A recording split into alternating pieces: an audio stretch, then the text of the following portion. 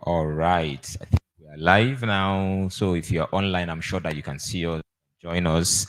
Um, so good evening, good afternoon, good morning, depending on where you are, whether you are in the hall. Let me start by welcoming those in the hall. Very serious, eh?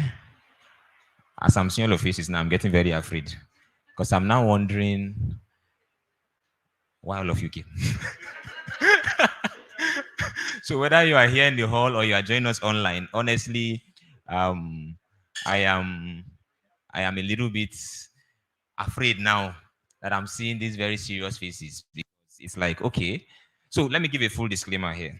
What we are doing in this hall this afternoon, it's something that we've been doing for a while at a very small scale in our own corner, never public, just quietly, just a few persons. The few persons, I'm sure some of them are here, they know themselves. So we've been doing this thing just on our own and trying to see how we can help ourselves. And over time, it's been very impactful. This is the first time that we are going public, that we're saying, okay, you know what, this small thing that happens in our corner, let's take it out there. And so I put it out, made it public, and I was not really expecting that, now. And then I started seeing, so to be honest, I'm very honored that you are here. So thank you very much for coming. And I am so sure that somehow something is going to change. Something is going to, somehow in the course of the conversation this afternoon, you're going to catch something. Some things are taught, some things are caught. Whether it's things that I'm going to be teaching or things you're going to be catching. Sometimes I'm saying a different thing, you are hearing a different thing. I mean, I've gone for meetings, what the guy is saying is different, and I'm writing a totally different note. And that's the kind of experience that I pray that you have here today. So for those, I think they say we have a problem on Facebook. So if you are, I mean, if YouTube is working, I think it's good enough that we have one source working. So whatever the problem with Facebook is, I'm not sure. But can we have a confirmation? If you are online, can you hear us? Can you put a comment there? Just tell, I can hear you, and tell us where you're joining from so that we're able to know. Very soon they'll take this off the screen so that it doesn't distract all of us in the hall too. But at least let's be sure that our online audience are with us. If you are online, can you just put a comment there? Tell us, I can hear, and I'm joining from Abuja, from Ife, from Lagos, from Birnin Kebi, wherever it is that you're joining from. Okay, someone said I can hear you. Fantastic. Just if you can just put that in the chat, tell us where you are joining us from. Those in the hall can actually see your charts. So for now, it helps if we know where people are coming from. Oh, joining from New York. Fantastic. From Lagos, from Calabar. Great. From Calabar.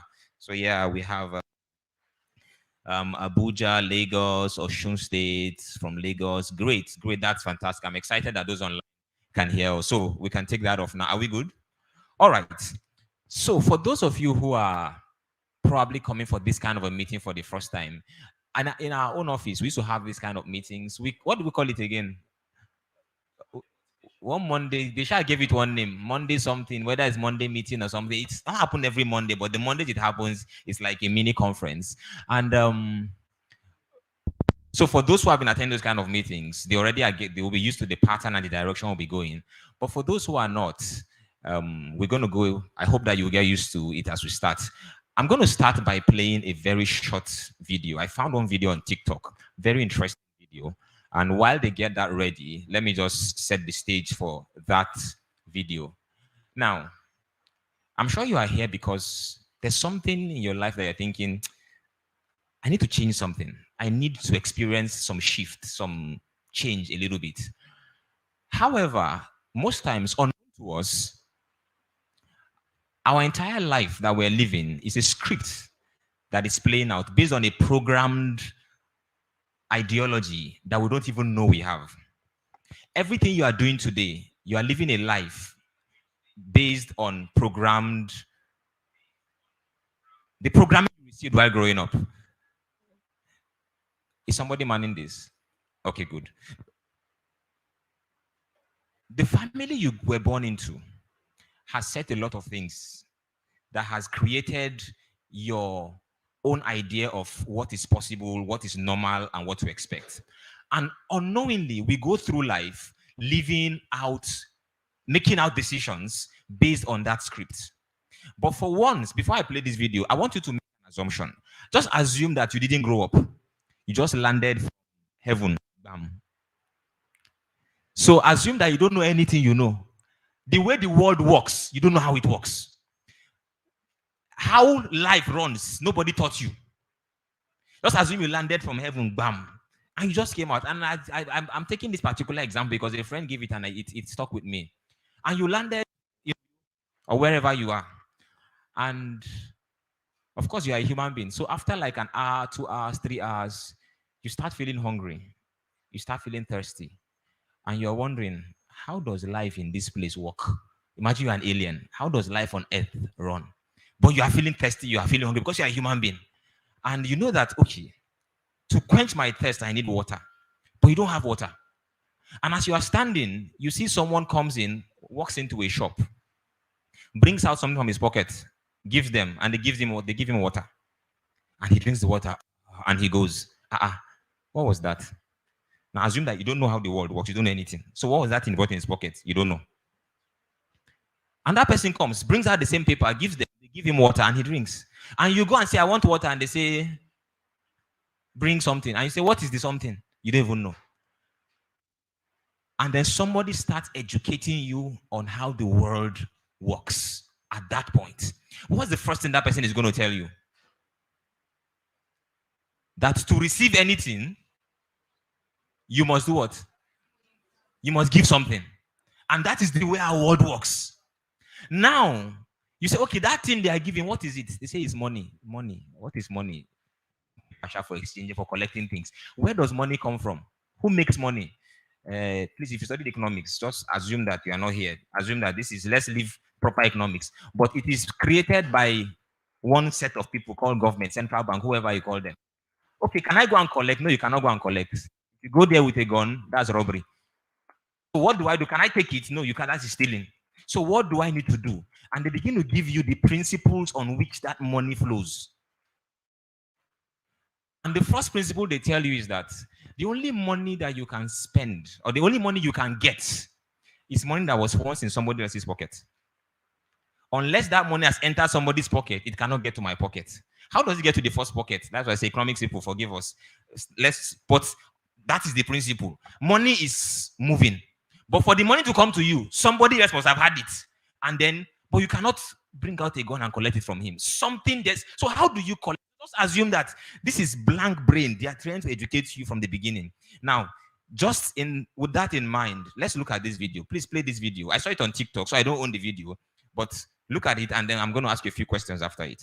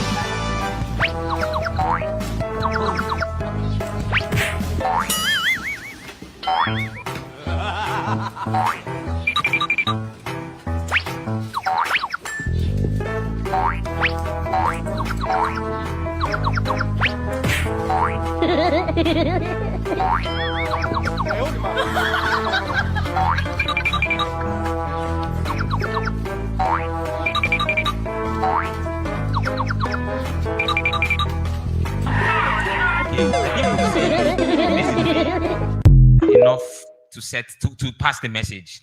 Now, I'm going to ask you a few questions. What do you I'm sure you've seen a few things. You've observed a few things. Meanwhile, this is not a video about dogs. If you know, you know. This is our world. This is a video about us. How the world. You see that food on the table? That's what everybody is trying to reach. Everybody wants a piece of that cake. Whether you call it national cake, global cake, whatever cake, but everybody wants that food. Everybody comes out, we're all hungry, we're trying to get something. So there's a second microphone. What stood out for you from this video? Anybody? Help me with the microphone. Somebody, a lesson that you think is something worth picking. And then we're going to look at, I have my own notes, but let me just get thoughts.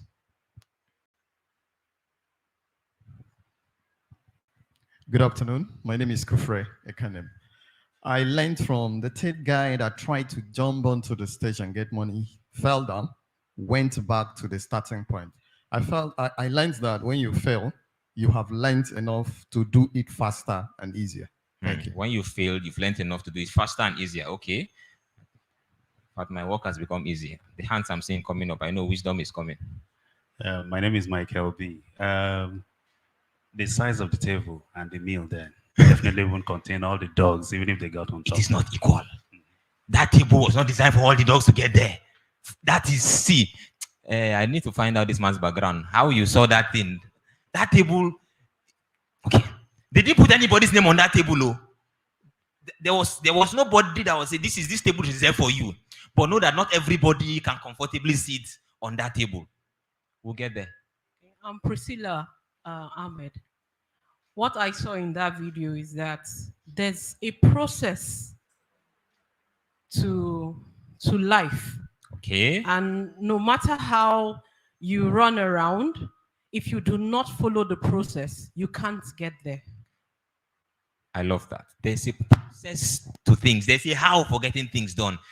It's not by hard work. You can run around. And just many of us in this life, we are running hard, working hard, but we're not reaching that table. And we are thinking that life is not fair to us. But the truth is, life has a way it is designed to run. So the hardest workers don't always end up as the most fortunate or blessed people.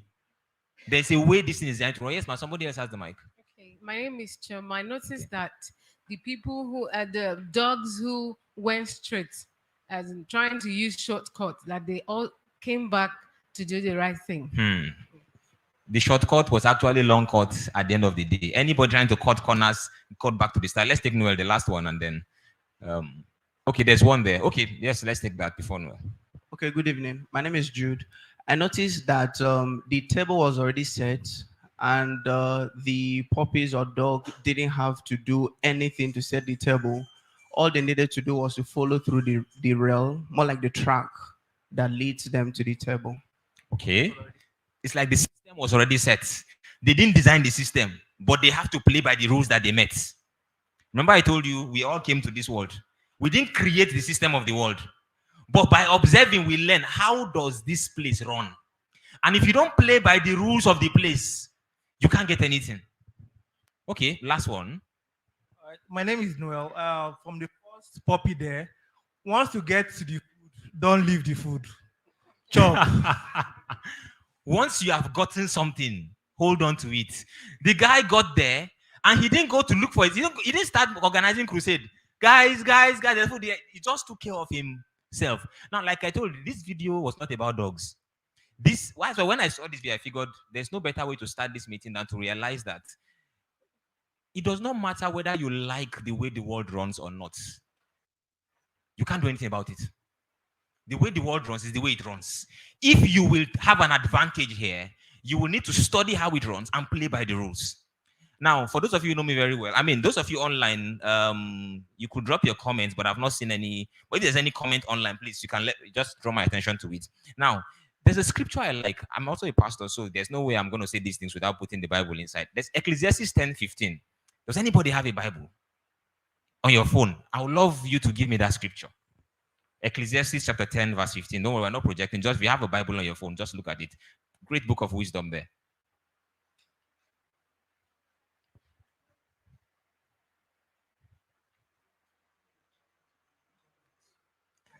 Anybody there? Yeah, please, can you just read out for me? The labor of the foolish wearieth every one of them, because he knoweth not how to go to the city. See, the foolish man is not a lazy man. He's laboring. He's laboring hard, because it's the labor of the foolish, meaning you can be working hard and be foolish. So hard work is not what makes you wise. It's not what signifies that you are wise. You can be really, really hustling hard in this world and in this life. And yet it says, the labor of the foolish wearieth every one of them. Why do they get tired? Because they do not know how. There is a how to getting everything. That's what Priscilla said. Whatever you want to achieve in this life, there's a how to it. If you don't know the how, guys, you will work, you will labor, you will hustle, you will toil, and at the end of the day, you will be weary, and you will say, this life, no balance. True, life, no balance. What Michael said, that table could not carry everybody. And we're going to get to that point. The world was not designed to be fair. The earlier you accepted it, the faster you can make progress. Understand the advantage system and disadvantage system in the world, and find out, how do I make the advantage system work for me? When Jesus said, the poor you will always have among you, he meant it. Meaning, as long as the earth remains, there will be poor people. But the good thing is that they didn't write anybody's name on any side. Everybody can be rich. Not everybody will be rich. Everybody can be blessed. Not everybody will be blessed. Why? There is a how to getting these things done. And it doesn't matter how hard you work. If you don't follow the pattern, if you don't follow the how, you will just keep laboring and toiling. And you will realize that you're just working hard. You don't set the rules, but you play by the rules. Now, what most of us don't realize is that we are living, we have been programmed. Somebody said, and I love this, where it says, no, you were not born poor. Nobody was born poor. We all learned poverty. We were born human, but we learned poverty. Some people learned wealth. And that is why most times you realize that the family that somebody is born into almost predictably will determine where he's going to. Somebody born into a poor environment, you just realize that he's just making decisions after decision that is just keeping them perpetually at that state. And a child born into a very wealthy home, even if they make foolish decisions, what we think is foolish, just realize that they just keep stumbling into wealth. This is a mind programming thing. Most times you don't even realize. And we learned about the world, most of us, from people who transferred the disadvantaged side of knowledge to us. And unless we relearn how this world works, we will. Now, okay, think about it. Over time, you realize that children naturally become like their parents, the way they think, the way they talk. In fact, in the olden days, profession was a family thing.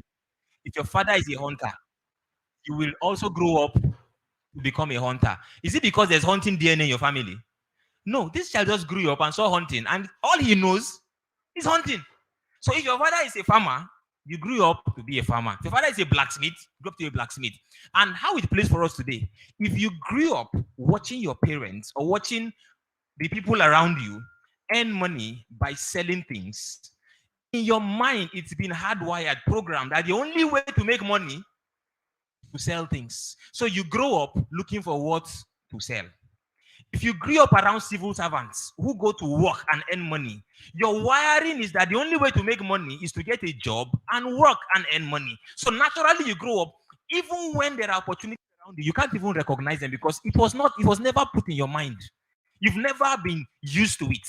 And you just grew up seeing those things. There was a time, I think I made a post on Facebook the other day about my daughter, when she brought a logo to me and said that she wants to, this is the logo for her company. I said, who? Company at 9. And that yes, she wants to set up a studio. She's learning animation. She wants to now set up a design studio to own. And while I was talking with her, what got to my mind is, why would this girl learn a skill? And the first thing that will come to her mind is set up a company with this skill. That's all she has seen growing up. That's the only thing she has seen. From the day she was born, her parents have been building businesses.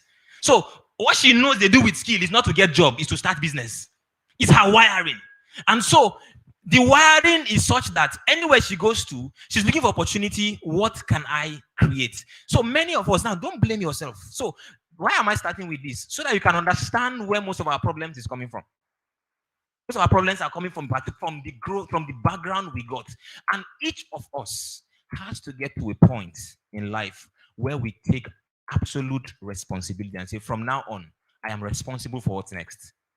There's a quote I saw. They said, you can blame your background before 30. After 30, you are the background. Because already at that point, you are now the one creating somebody else's background. Say, hey, I grew up in a poor family. Yes, none of us chose the family we grew up in. But you get to a point where you have to tell yourself, something has to change. Now, I had a very fantastic upbringing. My parents they still are missionaries. And the life, very, very fantastic upbringing. But I learned about money in a particular pattern, in a particular direction. And this is the pattern by which I learned about money, is that money is always scarce. Because my parents never lived on a salary all their lives, even when they have money, they are thinking of the future. So we don't spend money.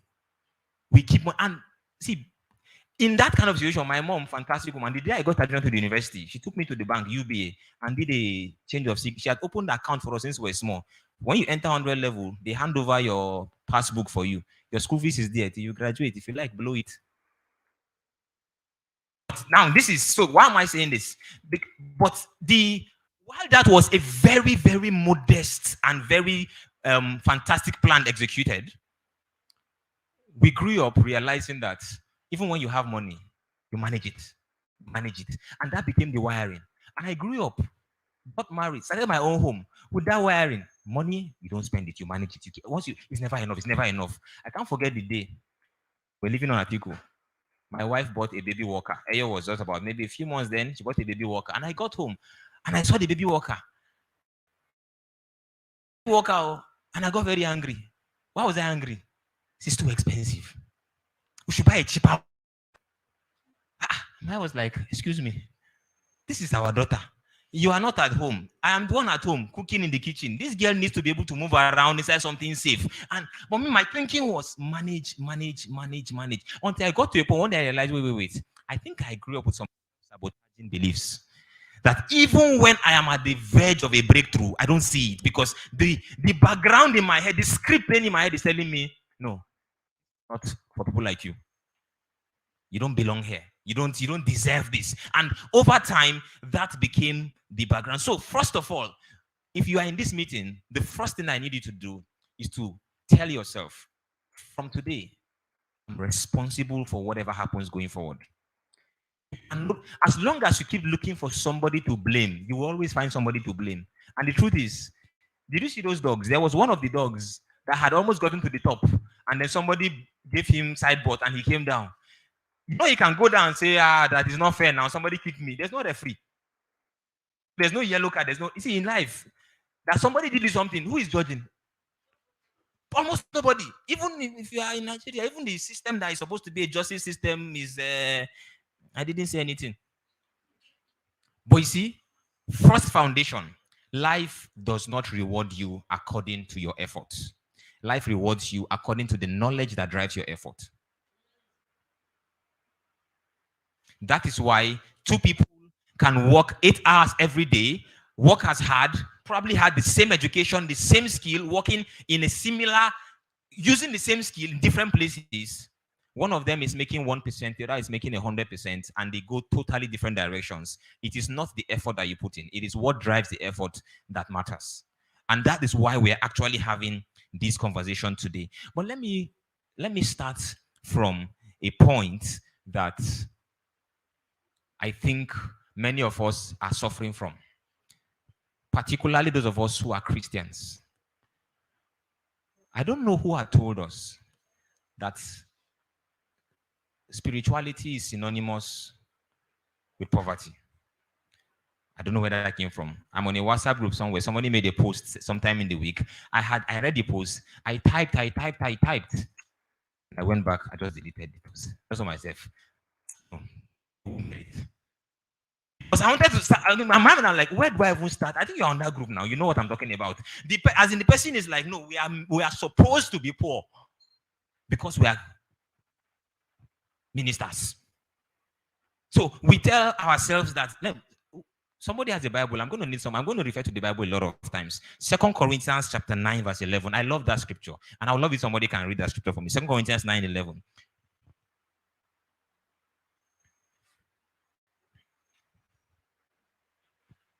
Anybody just read out. I'll pick it up from there.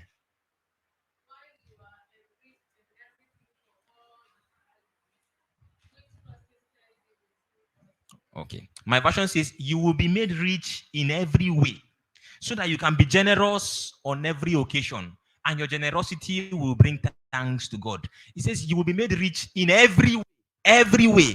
This is the Bible saying, you. Look at yourself, say me. You will be made rich in how many few ways?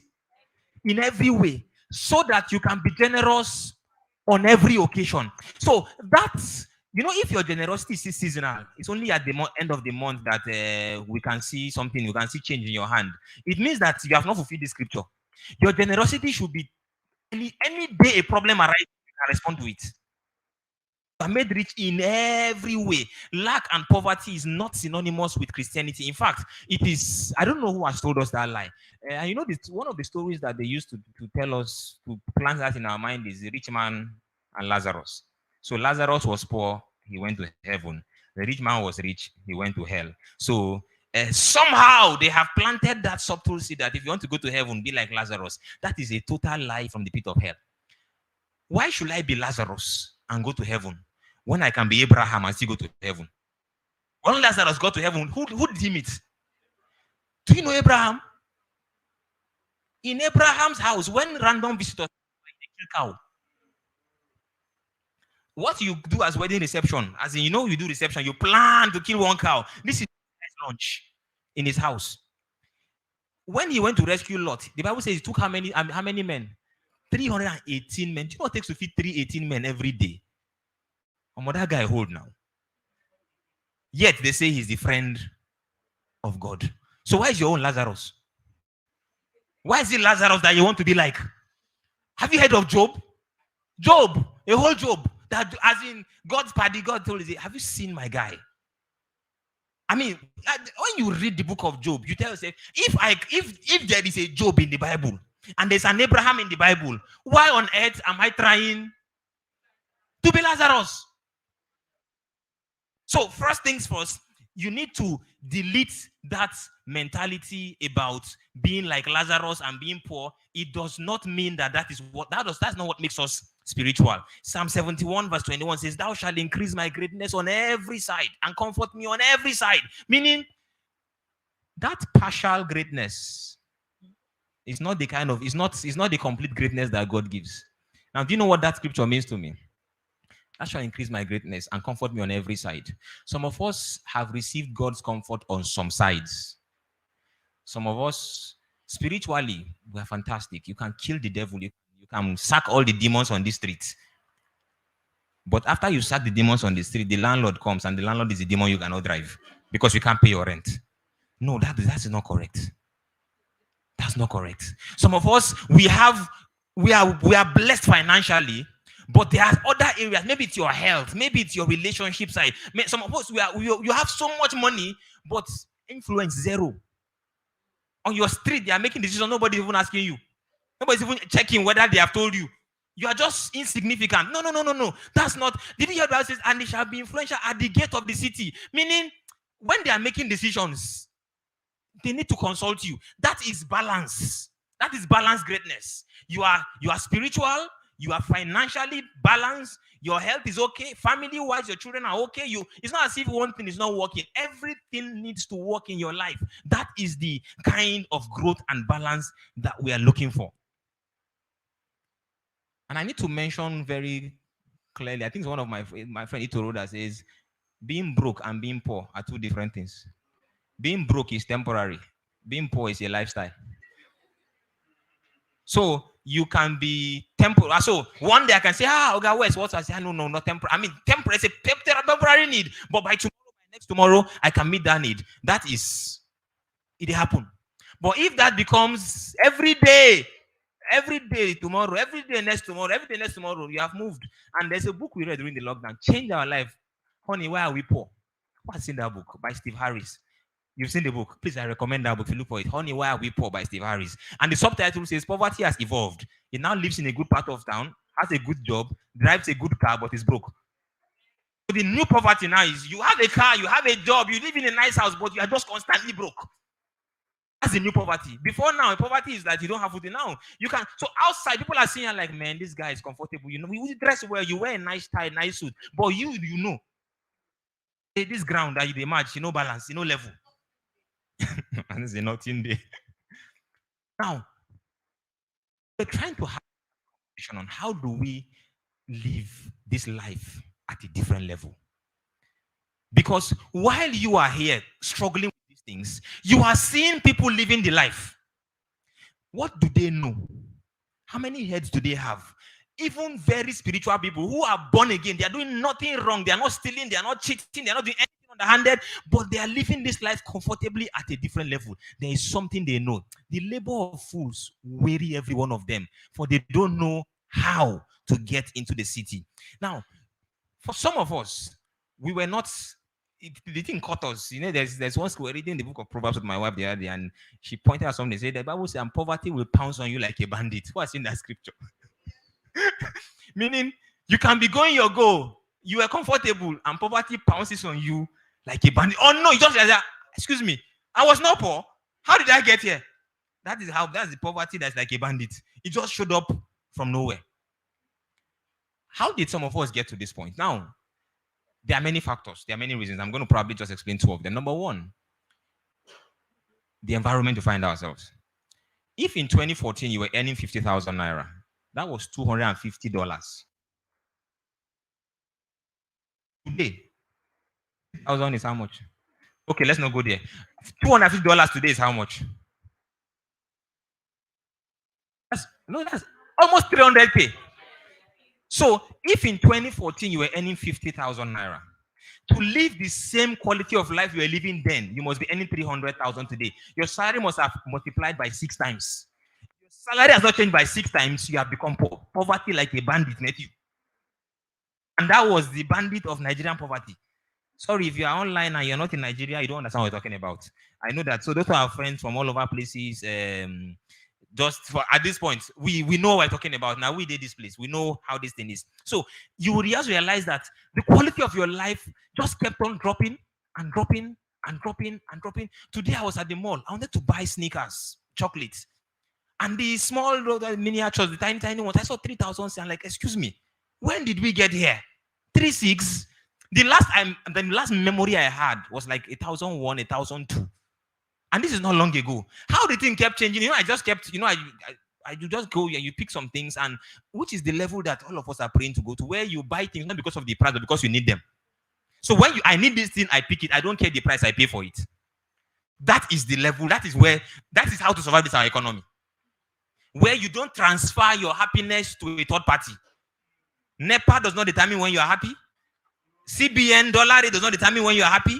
Just tell yourself, the quality of life I want to live, I will live it. So if I was buying this thing 50 naira and now it is 500 naira, excuse me, do I need it? Yes, I buy it. Take that card. Money is always there. That life is possible. But you see, most of us, unknowingly, gradually, the quality of our life kept on dropping. Things we could afford, we just realized we can no longer afford them. The kind of school you are paying school fees normally, school fees evolved, and suddenly you are like, how come this school fees is now plenty? It was not plenty before. And honestly, it was not plenty because the thing just, and even the school is not, I mean, we run a school, so I know what I'm talking about. Even for the school, you're like, how do we survive this? If your income has not multiplied, you just realize you have gone lower. And this is the caveat here. Even your employer is in the same WhatsApp group with you. You can't transfer that responsibility and say, okay, you know what, because the economy has changed, so my salary should multiply by 6 times. What you are simply saying is you have transferred the responsibility for your quality of life to your employer. Remember, I started by saying today, responsibility comes back to us.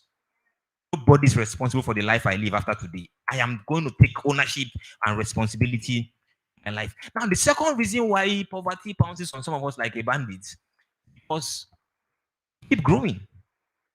And we've grown in some areas of life without realizing that some areas were left behind.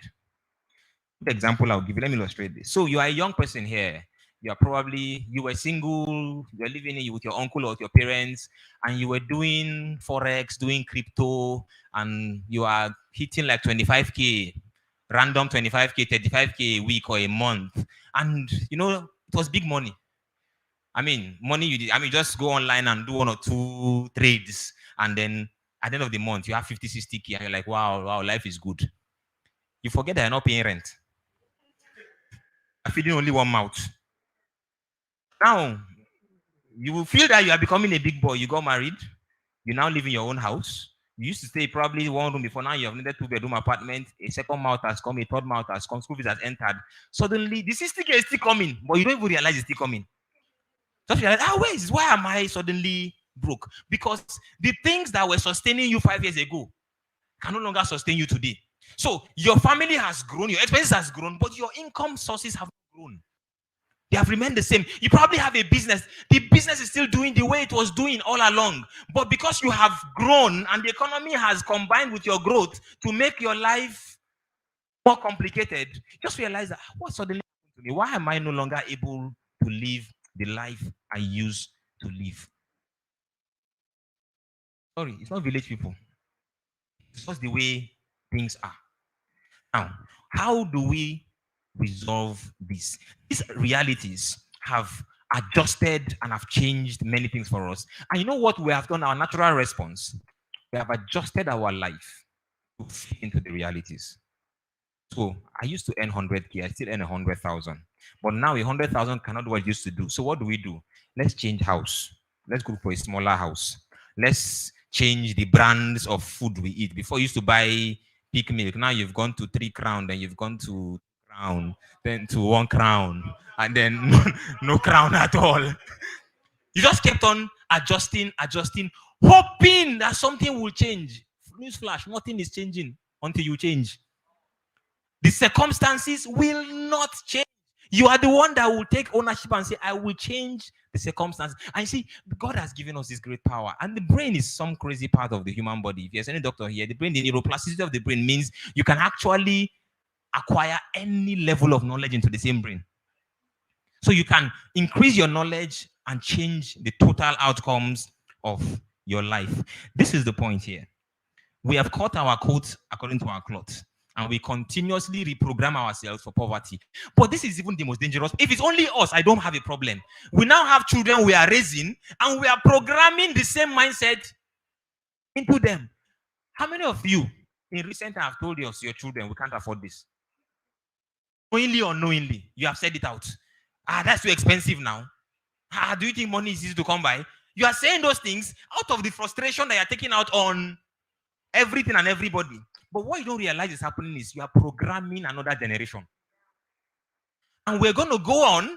We hustle our way through life, but we've left them with the responsibility of also hustling their way through life. I don't think that's how God designed us to live. Jesus did not live that way. Jesus did not live by what he had. He lived by what he needed to do. When he needed to feed 5,000 people, he didn't ask, how much food do we have? He said, feed them. The need drove the resources. So if I need to feed 5,000 people, I will feed them. It does not matter what I start with. That is the life Jesus lived. When he needed to have a dinner for his disciples, he didn't say, where can we afford? He said, no, how many are we? Go to that city, go to this kind, look for the hall that has this size. Tell them, I need a place that can take this capacity. When he needed to ride into the city on a horse, on a donkey, what did he say? He didn't say what kind of donkey is available. He said, no, I need a brand new donkey nobody has ridden. Go and get it for me. That is the life Jesus himself modeled for us. We can't be followers of Jesus and then we are now the ones shrinking our lives to circumstances. No, we need to live at the same level that Jesus lived. And how does that apply to us today?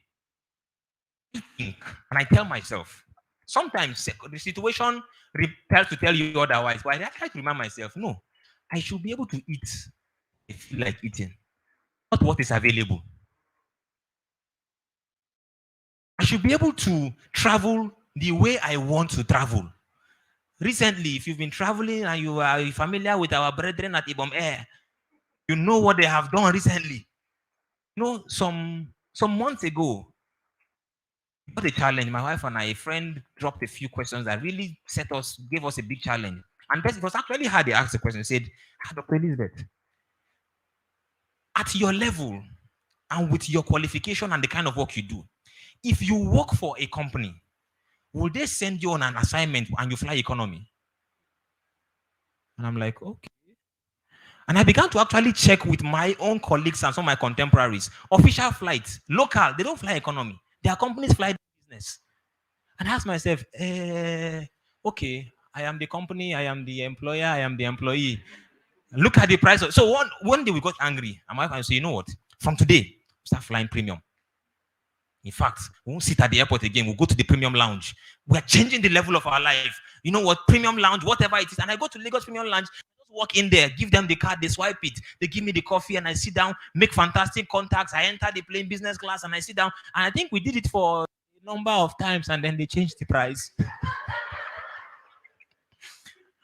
And then suddenly, when I went, I said, excuse me, one flight. I just went, you know, I just scroll down on that thing. Excuse me, where's the cheapest flight here? I beg. Now, the same Abuja where they go. We will reach there together. And suddenly, even with that, we thought we have bold-faced it in. We shrunk back and went back. Truly, the last few times, son of man, the thing did not work. But that's why I'm here also, telling myself, no, I don't think this is a battle. It's a fight. I'm fighting for my life. I won't let the economy win over me. The people flying business, I don't have two heads. They are like me. They work on this. They have two legs, one head and two eyes like me. But some of them, they are not as advantaged as I am. I see people who don't have half the skills I have, living large. And many of you know what I'm talking about. People that don't know 1/4 of what you know. Living large, living life, getting all the money in your industry. You that is skilled and expert. Nobody knows you. You are just there struggling. That's why we are here today. To find out how do we get out of this. If I will not let my income determine the quality of life, there's something I must know. And there's a way I must reprogram my life to be able to live. Now, I don't know if anybody is connecting what I'm saying, if you are in that same WhatsApp, because honestly, there's people that are thinking like this that are invited to this meeting. So I'm sorry if I'm disappointing you. If you're expecting something different, this is actually why we're having this comment. How do we ensure? And see, this thing does not respect your... It does not respect anything. It does not respect anything at all. It does not matter. You could be once very comfortable. This thing has no shame. It will drag you. Poverty will pounce on you. I don't know why they use that word bandits. We know what bandits. We know how bandits operate in Nigeria. They pounce on you. They come unsuspecting. That means this thing happens to you when you have lost guard. You think I have suddenly arrived. Hey, now and then suddenly it just pounces on you. Now, this is it. God is an unlimited God. Caveat: God does not give money. Before you think I'm trying to go that direction, so let me just preempt that. I'm not going. God does not send money down from heaven. No. So if you are thinking, you know what, I'll just go and pray and then I'll allow to enter my account. That's not how the world works. We saw those. They say how. Money was not created by God. Money was created by man. And human beings control the laws around which money circulates, not God. God is the source. God is the all. I mean, He created everything. But that resource that we need it revolves around here. And so we need to understand how it works. What God does is God is still sovereign. There's nothing impossible with Him. But this is how it works. There's a story in the Bible. I think it's 1 Kings 3, 2 Kings 3, when the Israelites were going to war and suddenly they ran out of water. And one of the kings said, it's like God brought us out here to kill us. And they said, get the prophet. And the prophet came, you know that story. And he told them, okay, Bashar did some drama, they sang, and he began to prophesy. He said, go and dig ditches. Go and dig ditches. You won't see rain, you won't see wind, but this valley will be filled with water. How the water will come is the supernatural part. It's not for you to figure out. But when the water has finished going, the amount of water you will have is a function of the size of ditch you dug. If you dig a ditch the size of a bucket, when the water has passed, what will you have? One bucket of water. If you dig a ditch the size of a reservoir, at the end of the day, what will you have? A reservoir of water. And this is what we do. This is where the thing starts. God gives to everybody according to the size of your container. Now, let me illustrate these ditches. Ditches are basically, in this sense, your containers for receiving resources. What container do you have? So, as you are here, you earn money. Whatever gives you that money is a container, is a ditch. And your ditch determines how much you can collect. Good example. For the guys here, your barber, how much is the highest money your barber can make from you? 2K. You go to the barbering salon, 2K. If he does home service, 3K, 4K, 5K maximum. That is VIP service. If you barb twice a month at VIP service, 10K. So it does not matter how much this guy has. It doesn't matter how much money you have. What this guy can collect from you in a month, past 10K. Why? That is the size of his container. Your dry cleaner, how much can he get from you in a month? How many clothes can you? Let's say you wear one cloth daily, 30 days. So you have that limit of 30 clothes, ironing and washing and everything. That is the limit of the size of that guy's container that he can collect money from you. We all have ditches. It does not matter how much resources are out there. We receive by the size of our container. So you may say, why is he getting more? Excuse me, he simply has a bigger container than you. And this container, they don't give anybody container from heaven. We created our containers by ourselves. A friend gave me a story recently. He was in Lagos and he went to see a friend of his who lives in Banana Island or something. Yeah. And that one said, oh, let me take you to my neighbor. And he went to see that his neighbor. And this neighbor, he entered the neighbor's house. He saw a Bentley, a G-Wagon, the kind of car he saw in the neighbor's house. People did this. And they found out, what does the guy say? The guy owns a logistic company, has like 100 trucks or something, trailers doing. This guy is, of course. And he say, oh, please meet my brother. I feel my brother. You're my brother too now. So what does he do? Say, he sells electronics. Yeah, I need electronics. And so how much, what do you need? See, fridge. By the time they finish the transaction, like 10 million. He was the one telling me, say, he's very angry. Saying, you mean I entered this guy's house and all I can live with is 10 million? Now, so for some of you are thinking, 10 million, the guy don't blow. Is the level of your thinking. For some of you, 10 million, you have arrived. This guy was and says, you mean it does not matter if this guy is a billionaire in dollars. All you could get. Why? That is the quality of value you can give the guy. There's nothing you are doing that he can pay for more than that. And so the problem is not the people with the money that is not coming to you. The problem is you. What containers are we? Excuse me. What containers are we running? What containers are we carrying around? What are the ditches that we have dug in life? What are the things? I remember some years ago, for those of you, some of you may not know this part of my own story.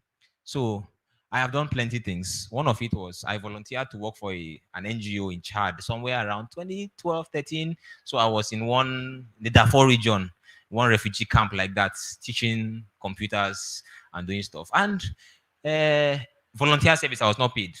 In simple words, I was a missionary.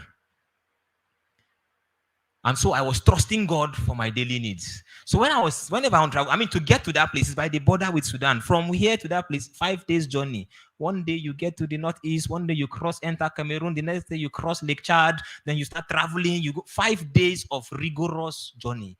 But you know why? I was very happy because I am doing the work of God. So I endure 5 days of one day you enter the bus is leaking. And when the rain starts falling, they park, they say they can't drive in the rain. So you are actually inside the bus that is leaking and you are not moving. Like, kind of suffering do we suffer ourselves on this continent? But that is the life. And I was happy because I'm working for God. And in that same place, we had other people coming to do the same thing I was doing. One of these days, I think after a holiday, we came back. I got back there. And when you reach there after 5 days journey, you take another 2 or 3 days to first recover all the panel beating your body has been panel beating over the last 5 days. This lady was coming from, I think, Switzerland or something, and she flew in, and then in like 8-9 hours she was there. I'm like, so how was your trip? Oh, my trip, man, terrified. How was it? Oh, good. I left this morning. Excuse me. I am coming from Nigeria behind here. Took me 5 days to reach here. Ladies coming from Europe. Took her 11 hours all combined to get here. I said, no, God, this is not fair now. Why did you call me to suffer? How will you let her fly?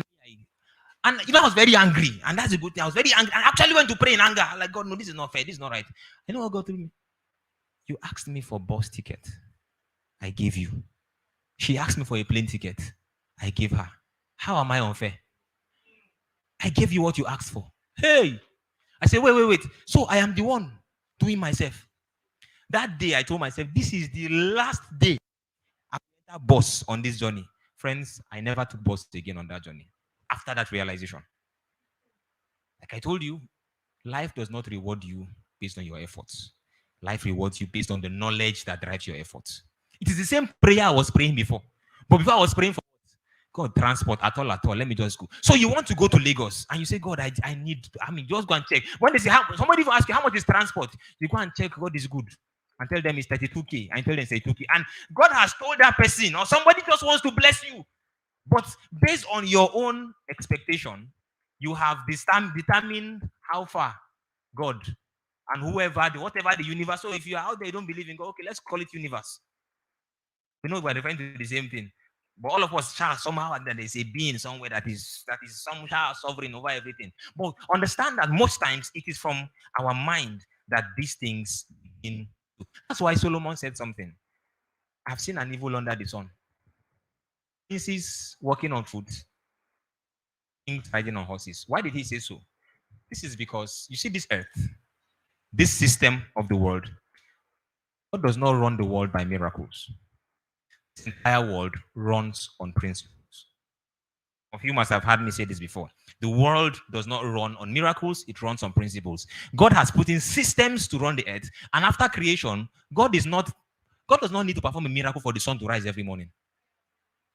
How does the sun rise every morning? He has put it in a system called the solar system. So the sun has the Bible says, Genesis, I think, in 8 verse 13, says, as long as the earth remains, seed time and harvest, cold and heat, night and day, they will never cease.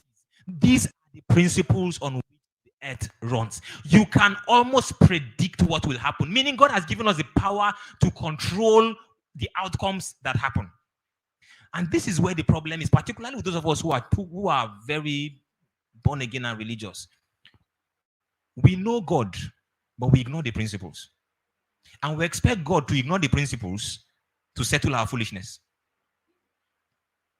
So we fail to apply principles. You don't need to be born again to use the principles of the world, and they will work.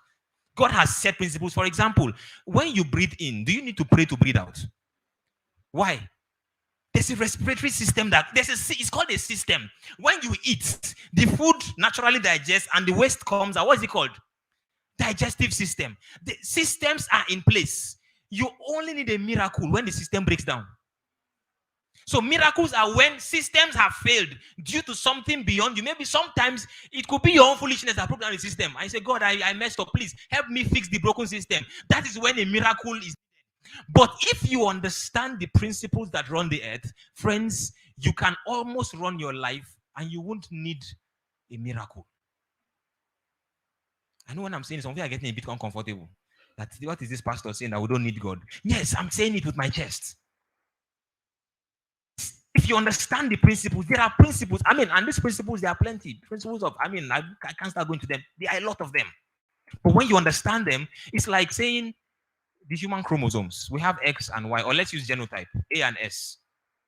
When you are an AA, it's an SS. We can predict your children. Do I need to be a prophet?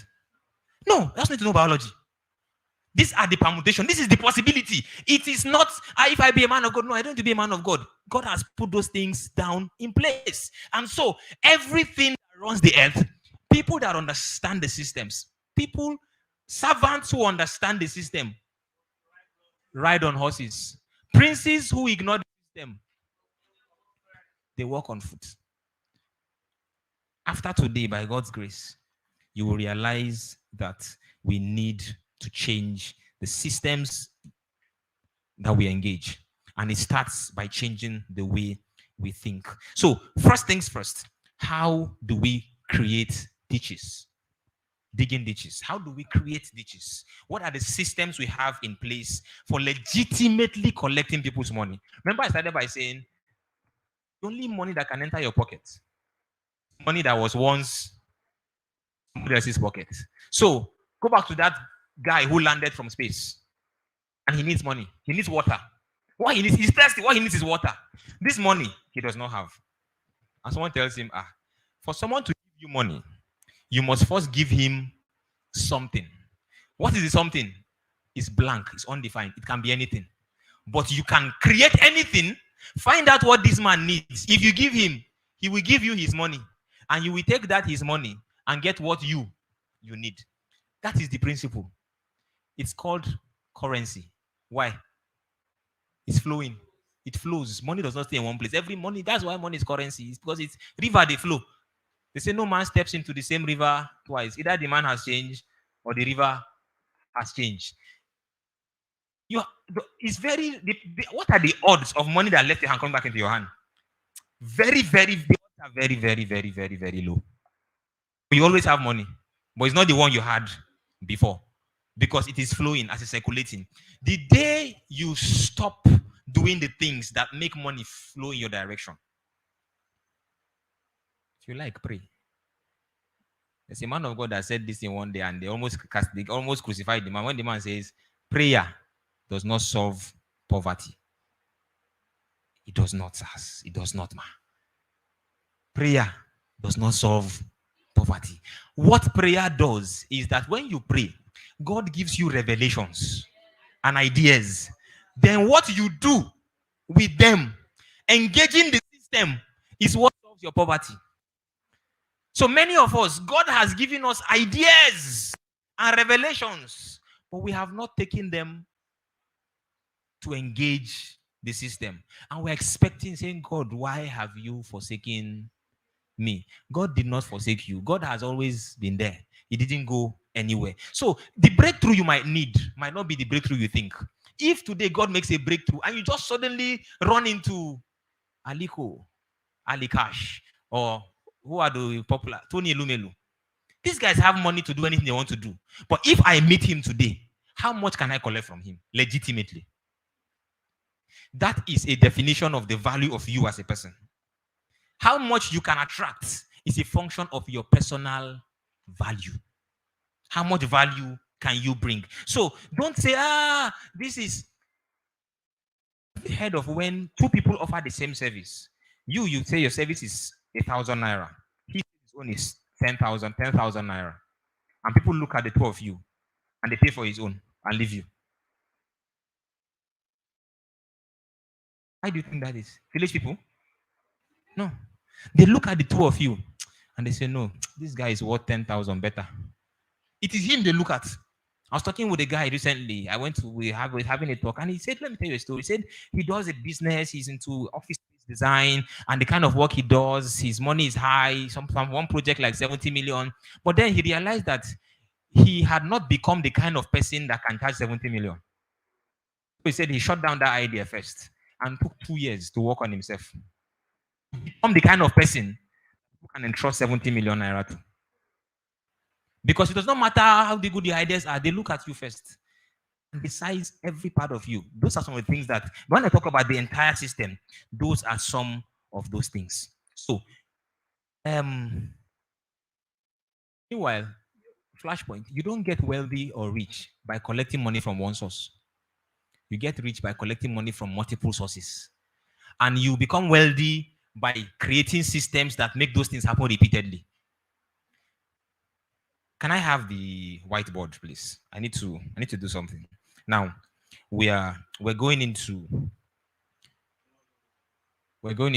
a little bit of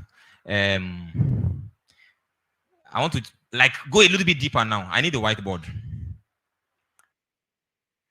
Life. This is our life. Hmm?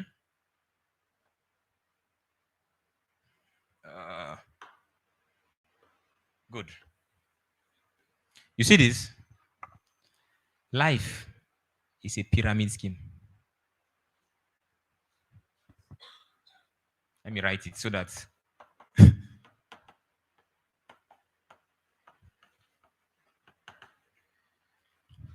you know what a pyramid is? I know that we are familiar with many pyramid schemes, Ponzi schemes, MMMs. Life is designed like that. There are more people at the bottom and few people at the top. Why are you laughing? They wanted to play one song when they came here. I told them if you play that song, lonely at the top. I said, don't play that song for me here.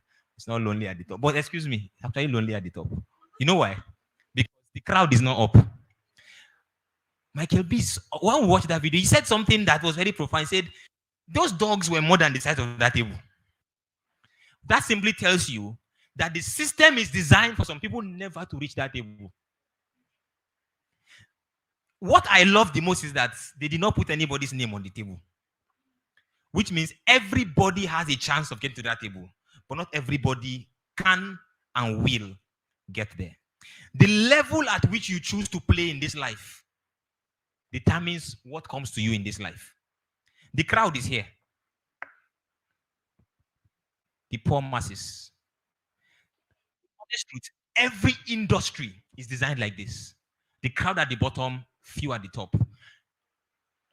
Like I said at the beginning, you may not have been the one that designed the system, but you can do very little to control it. Understand how it works and play to it.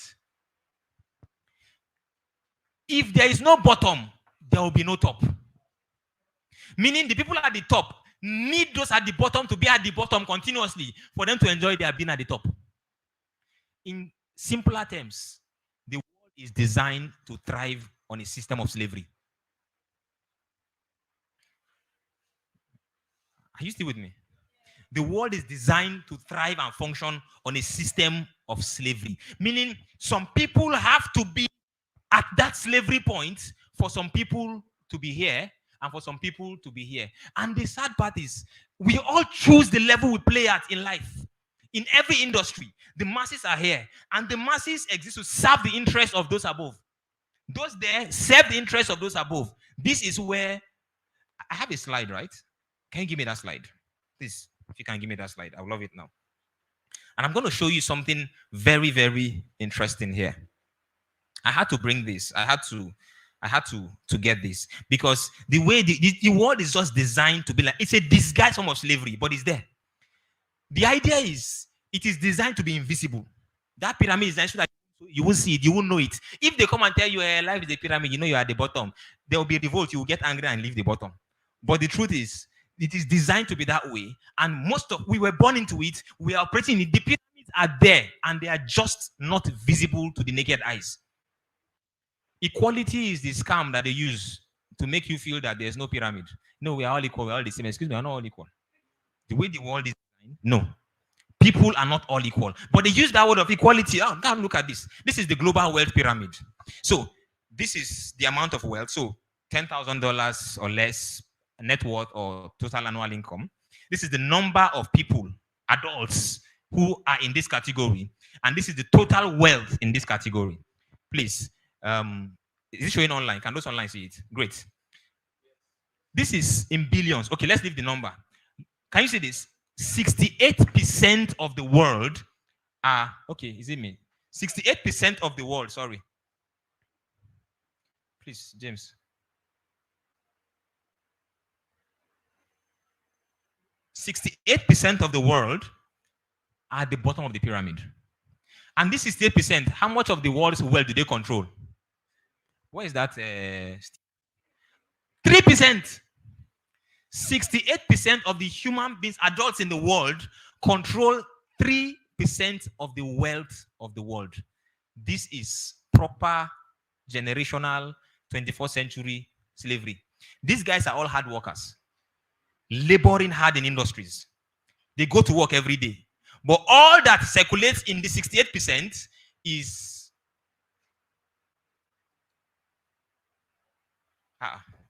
why is this, James? Okay, I won't touch it again. Let me leave it. Okay, so we go from far.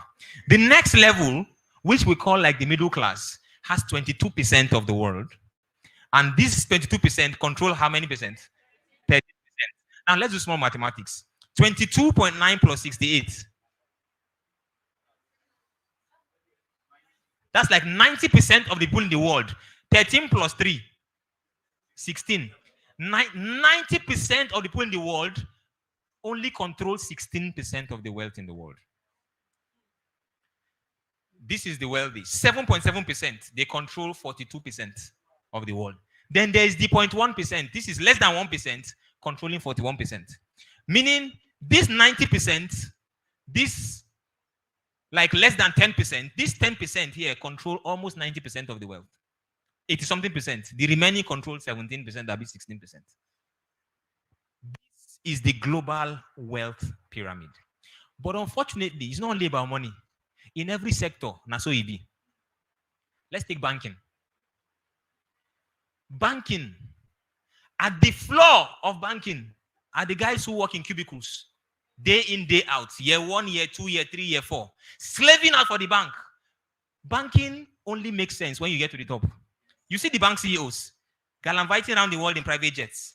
For them to do what they do, these millions of guys need to be slaving here collecting peanuts so that they can live the life they live. If these guys stop, they can't live the life they live. Every sector is like that.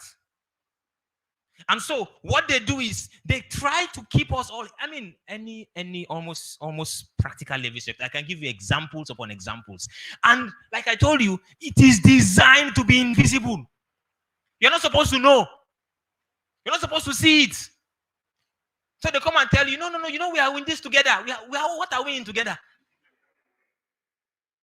Where are we together? Inside what exactly?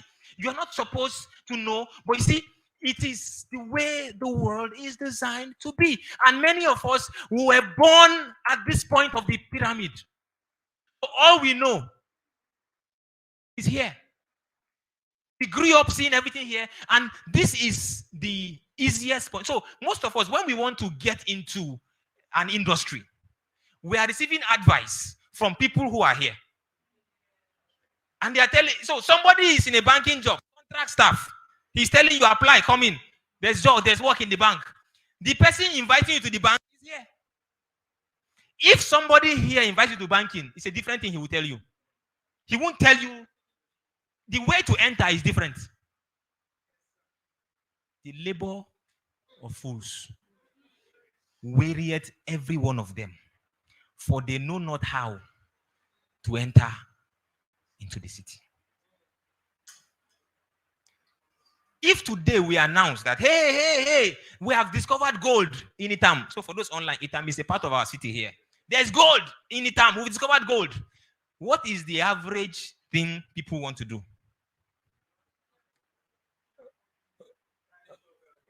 Rush, carry shovel. Let's go and dig. Let's go and look for gold. Bottom of the pyramid thinking.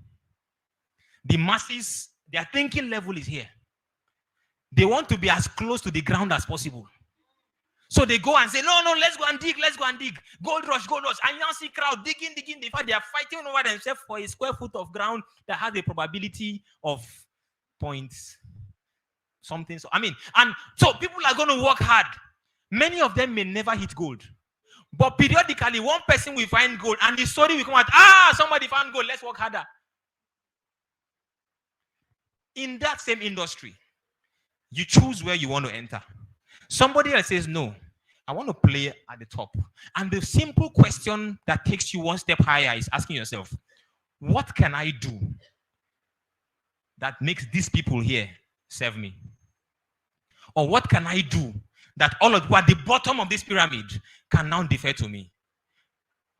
One simple step of going above is saying, you know what, I won't dig for gold. I'll sell shovels. Everybody that wants to dig must buy a shovel. So whether you find gold or you don't find gold, at least I've cashed out more from you. And because you have a large crowd buying digging, you will sell your shovels. You've stepped one step higher. You're not laboring, you're not digging. So rain is not beating you. You're in a shop selling shovels to gold diggers. Somebody else says, put that on self now, low level thinking. Let me step higher a little bit. When you find the gold, you want to sell it. I will wait for you. So you find one gold and you guys say, how much? He said, okay, I'll buy it for 5 million. You that all your life, from day one to today, you have not seen 1 million together at once. You know, if you gather all your money that you spend in a year, all of you have spent millions. But it did not just come together. And someone say, I'll give you 5 million now. Breakthrough, you will sell it. Meanwhile, that guy just takes your gold for 5 million, takes it to where they are refining it, and transfers it there, and probably collects 50 million. He's simply playing at the higher level of the pyramid. So people, eventually, that gold is sold. Somebody will buy one ring that was made out of one tiny fraction of it for that same amount. People have simply chosen where they want to play. But unfortunately, most of us, we go into business, we go into the workplace, we go into the industry with default thinking. And our default thinking is enter at the bottom. You know that in agriculture, for example, the closer you are to the ground, the poorer you are. The farmer is the poorest in the agricultural industry. In fact, the farther you are from the ground, the more money you make. This is it. The masses are here, slaving to serve the top. The good thing is this: nobody labeled you anywhere permanently. You decide where you want to play. My own example. A few years ago, I was in my office on that other street, and I came across an information that says, a few countries are now teaching children computer programming. Like, excuse me, teaching children computer programming. What insult is that? What me I learned in university? You know, that coding was, you can code. We just take pride in hard work. Labor for nothing, as in, I don't know who deceived us. The harder it is, the prouder you are. Even when there are tools that make things easier, we prefer to do it the hard way so we can be proud that it was hard. I don't know, ground level thinking. But I told myself, no, what is this? But I was out of curiosity, follow the rabbit trail, check this, found this. Oh, truly they are doing this, And I discovered, they are teaching some tools. There's now something called block programming, this, da. Oh, and I realized, I asked myself a simple question. In this our school that we are running, how will these children compete with the world if what they will learn in 200 level is what they are teaching those ones in primary 2? Something must change. Okay, you know what? Let's step up. So I came to school. I said, you know what? We're going to introduce computer programming. We're going to start teaching coding. And I went to explore and started teaching. I was coming to class myself teaching. Then one day I realized after every command, excuse me, what am I even doing? How many children can I possibly teach? Okay, you know what? I need to build a system that can teach many. So I need to step a little bit higher in this game. So what do? First default, start employing people that can go around. I said, look, okay, I'll teach you how to teach coding, blah, blah, and people come in and everybody enters, no problem, fine. Realize, no, this thing is still not working. They need to step higher. Remember 2019, went for an MIT Scratch conference in Nairobi. I wanted to just go and see what are they even doing in this space around the world. And I go there to go and learn. I feel, okay, me, I'm in Uyo. There are big boys around the world who are doing this thing. Lagos boys are there. Let me go and meet them and talk with the big boys. And I got there. I was the only Nigerian there. In fairness, one Nigerian came from the US as a facilitator and went back to the US. So, last, now only mistake come. But that day I realized, I said, what's this? I remember coming back to Lagos. I was driving with my uncle in Lagos. Before I was going, he asked me, where are you going? I said, I'm going to Kenya. What are you doing there? I said, this thing I'm exploring, these children coding something. He was like, is there anything serious there? He was like, okay, you shall like adventure. Go and spend your money. I went there. When I came back, we're driving. I can't forget where we were in Lagos. I told him, how? I said, sir, I was the only Nigerian in that conference. He screeched the car, stopped the car and said, you know what that is? I said, no.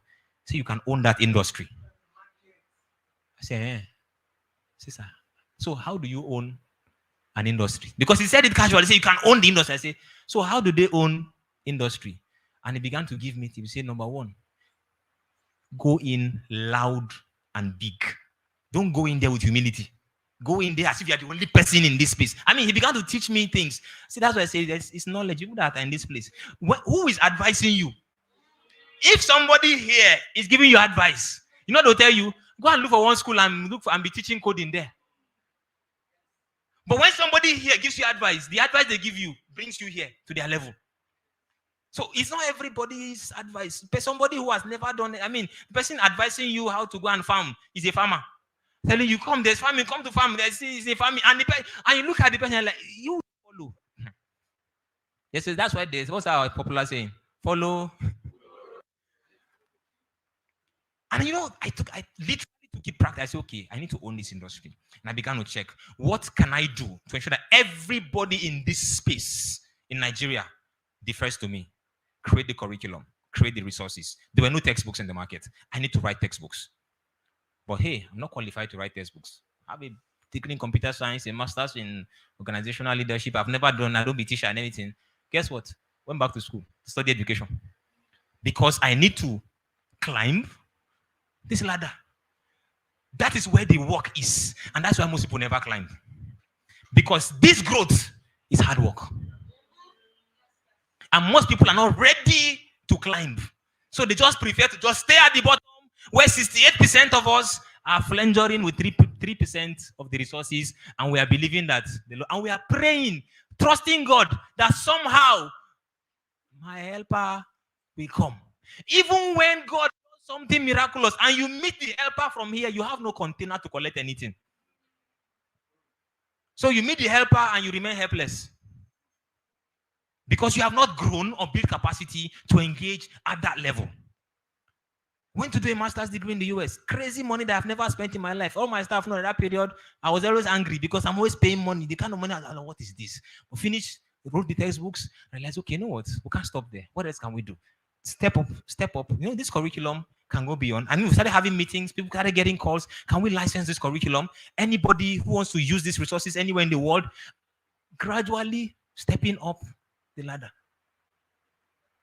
Thankfully, I saw her in this meeting. One of our licensees from the US is here in this meeting. They're using our curriculum in the US. It's not even, I'm just telling you practical things. It works like that in including the sector you are in. So the question is, at what level are you playing in your space? Okay, I can see her smiling. Let me even use her example. Makeup people. When you want to go into the makeup industry, where is the default place they tell you to go into? Become makeup artist. That is the first thing they tell you. And people who are makeup artists are advising you to become makeup artists. That is the size of your container. How many people can you make up in a day? How much can they pay you? That is the cap. But you can ask yourself, what can I do to ensure that every makeup artist needs me? Systems. Remember, I say you don't get rich by collecting money from one source. Your employer is one source. Don't leave your job. Keep the source. But the point is this. In my own office, I tell all my staff, me that owns the company, this is not the only place I make money from. If all your income is from this company, Shakpa will kill you. Them here, they know. I tell them, you can't depend on the salary I pay you here. I'm the one paying the salary. Me, myself, I'm not. You cannot pay the salary I earn from here, cannot sustain me. So all of us better create other sources. Now, that is climbing above. The higher you go on the ladder, on the pyramid, the more you earn. Because the more people you can serve. And do you observe something crazy? The higher you go, the closer it becomes. This is where politicians have understood us. At the bottom, you can be here, somebody is here, you are very far. But when the higher they go here, their differences disappear. They are more alike than they are different. That's why at the top, there's nobody fighting. Nobody's fighting at the top. Because we understand that even if we look like rivals, we need each other. Because we need to keep these guys at the bottom. That is the idea. The day these guys leave the bottom, our top crumbles.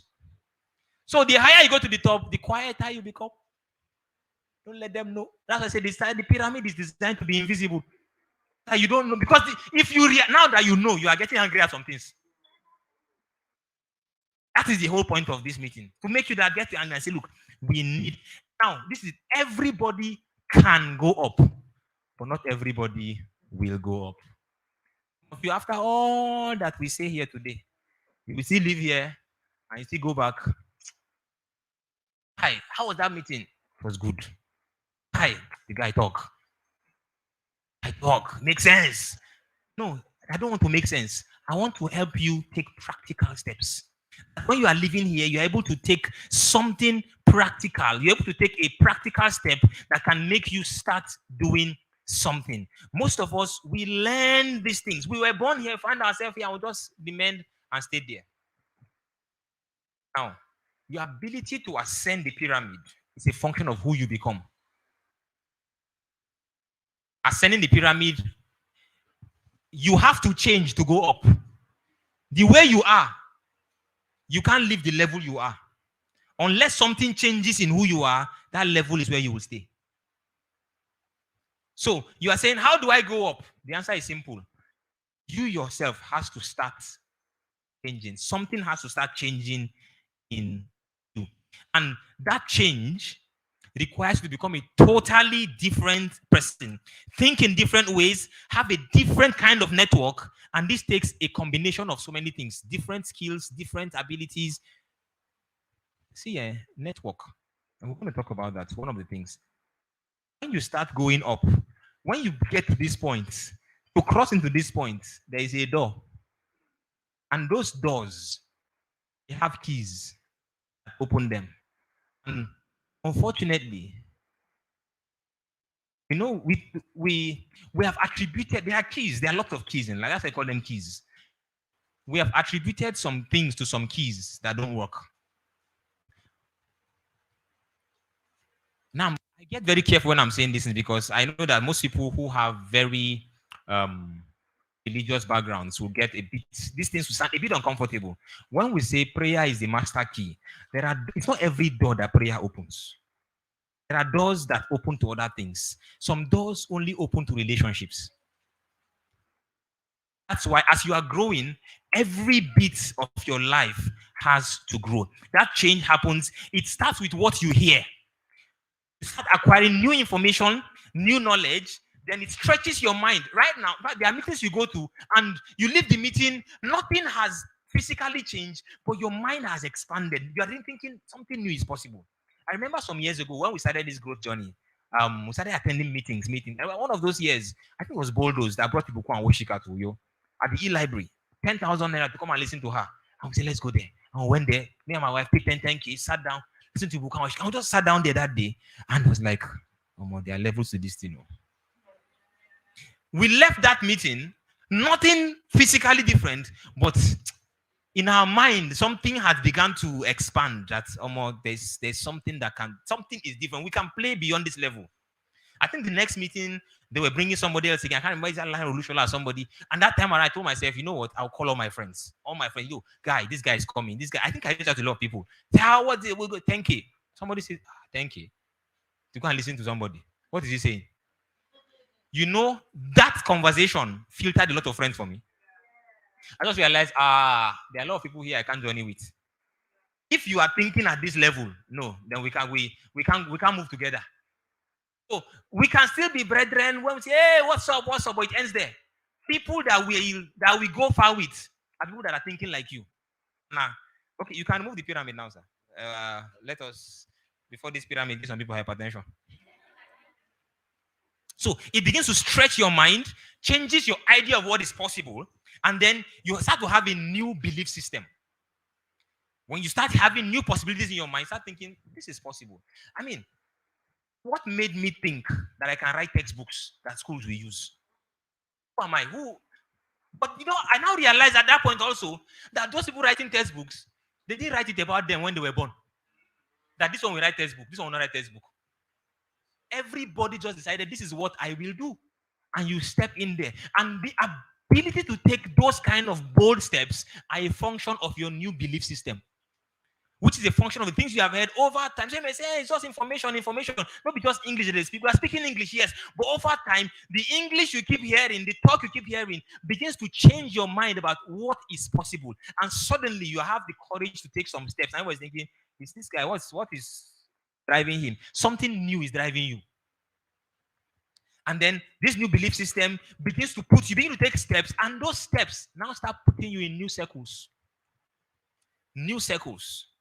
You go into places now, people know you, people that you didn't have access to before. Now they know you, they can contact you. And then you're able to share your ideas with them. Suddenly, you start seeing some doors opening. we've been doing some things, and my office we've been doing like some media project recordings over the last 2 weeks. Oh my guys, now everybody has done studio. They can go and add studio to their CV now, because 3 weeks ago, Michael, have you ever been on camera? No, but right now the guy goes on camera, even wearing ninja, this and he's doing a lot of drama. We started doing some projects. All of that were because we got to take some new steps. I began to get into new circles. Meetings I've been trying to have for the last 2 years. I'm writing letter, sending pitch deck, applying. Nobody's answering me. Suddenly, I broke into a new circle, had lunch with this guy. We talked about and I said, guy, no, you shouldn't be looking for money. Money should be looking for you. I said, how do you mean? He said, this kind of things you are doing? No. And next thing, I started getting emails. He's writing emails, introducing me to people and copying me, saying, man, guys, you need to meet David. Who is writing to? CEOs of investment companies, who are all his friends. I'm like, excuse me. That's what this in the work. Suddenly, I'm having meetings with the same companies I have been trying to reach. Now, the CEOs are the ones sending me links saying, so person spoke highly about you. We need to meet you. The labor of fools. Weary every one of them, for they do not know how to get into the city. But you see, the point is this: what will bring me to have lunch with this guy if I have not broken into a new circle? What will take me to the new circle if I have not changed the way I think? How will the way I think change if not for the things I've been hearing over time? There's something called the growth paradox. And this is the growth paradox, is that growth is like, this is how the graph works. So this is the graph. It starts flat. So you are investing in yourself and looking like nothing's happening. Can I have the whiteboard? The growth paradox. As if nothing is happening. Then suddenly, it just jumps up. So the first 1-2 years of your investing in growth, it may look like you are just... So this is how it works. So effort and time, you are spending time. So between here and here, it looks like you are wasting time, wasting money, wasting energy, just going for courses, conferences. At some point, someone told me, my wife, excuse me, what are people looking for everywhere? Because we're practically everywhere. Practically everywhere. In modesty, in the last 24 months, what I have spent personally on growth, I don't want to mention, it's in 8 figures. In Nigerian currency, in the last 24 months, I think I was doing it, my wife was telling me, more than 20 million has gone into you as a person in the last 2 years. Me. I'm not sure. No shirts. Just me. Courses, conferences, coaching programs, trainings. I just keep... It looked like, what are you even doing yourself? Some of them, and usually the question is, you tell yourself, it's because you have the money to invest in yourself. That's what comes to mind. Sometime this year, my wife attended a conference. That conference, the registration fee and the accommodation, everything was roughly around 800,000. It was a 3-day conference. And then I think she was telling somebody, I think the few weeks after that, there was another conference in town. That was 7,000, the GLS. And somebody attended and said, no, 7,000 is plenty money. And she was like, And I think she was not to encourage the person, say, you say it's plenty money. Do you know how much you just spent on conference? And say, it's because you have the money now. And I told her, I said, no. It is because you were able to spend 7,000 on yourself years ago that you can now spend 800,000 on yourself today. If you don't start by spending that 2,000, 1,000, 5,000 today, you will never get to that level where they are paying that kind of money to go to places. I know the funny part. The people you meet in an 800K conference, you don't meet them in a 10K conference. You cannot meet them. They are not in the same WhatsApp group. So growth is like this. It looks as if I'm wasting my time, I'm wasting my money, nothing is happening. Then suddenly you find yourself, and even you are wondering, how did I get here? You yourself, you'll be shocked. How did I get here? What happened? What changed? I get calls this week. Was it you and when the office? Okay, it was you and Michael. When the office, and I got a call, same number.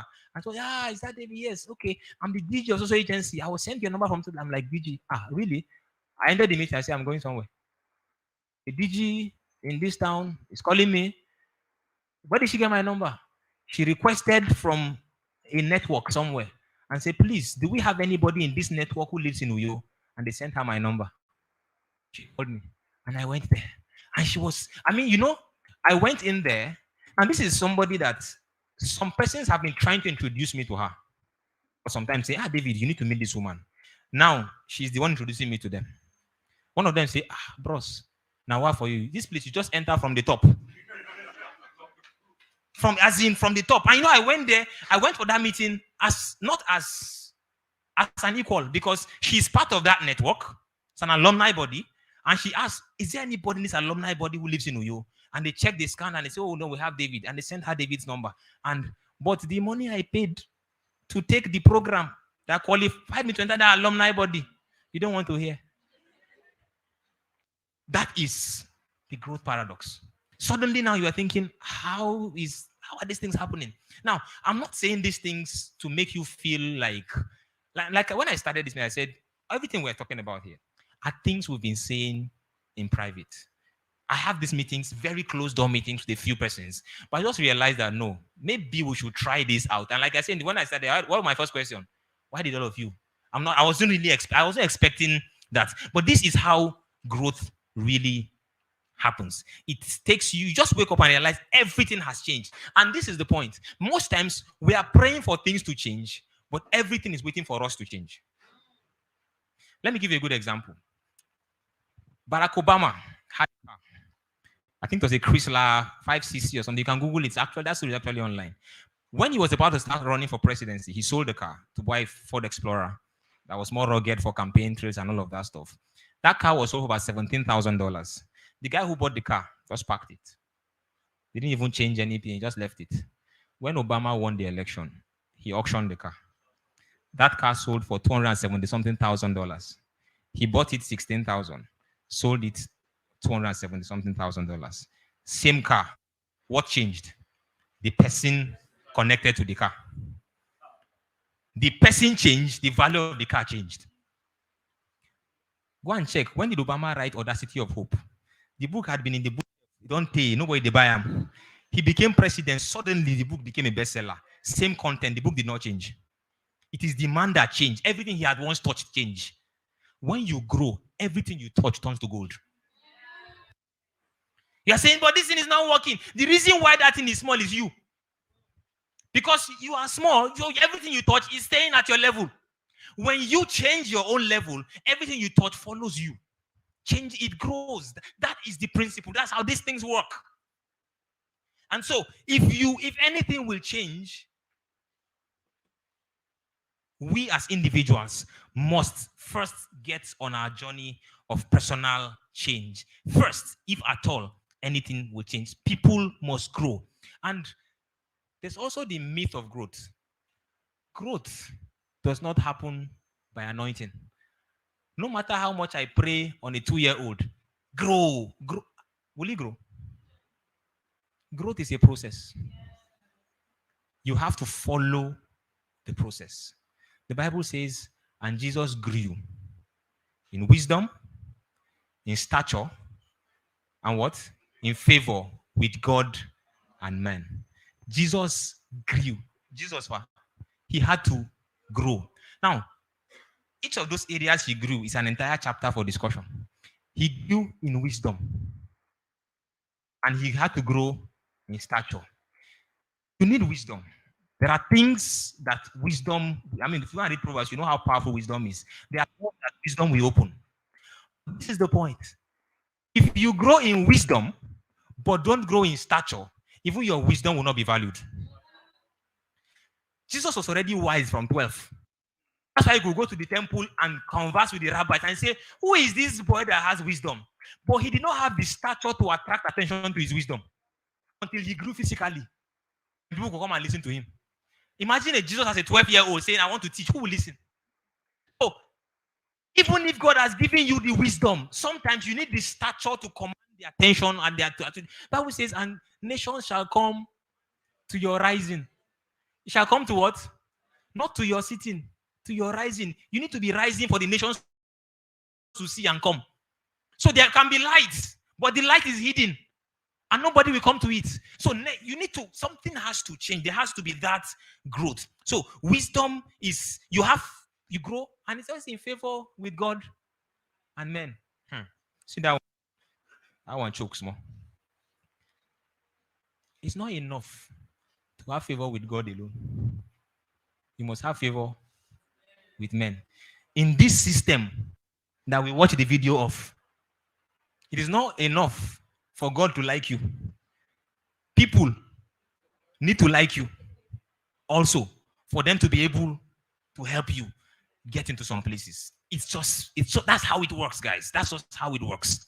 In fact, the proof that God likes you is that people will begin to like you, because it's people that control. There's one story in the Bible. I may not have time to go through it now. When Jesus was arrested and the disciples were following, and they got to the house of the high priest. One of them entered.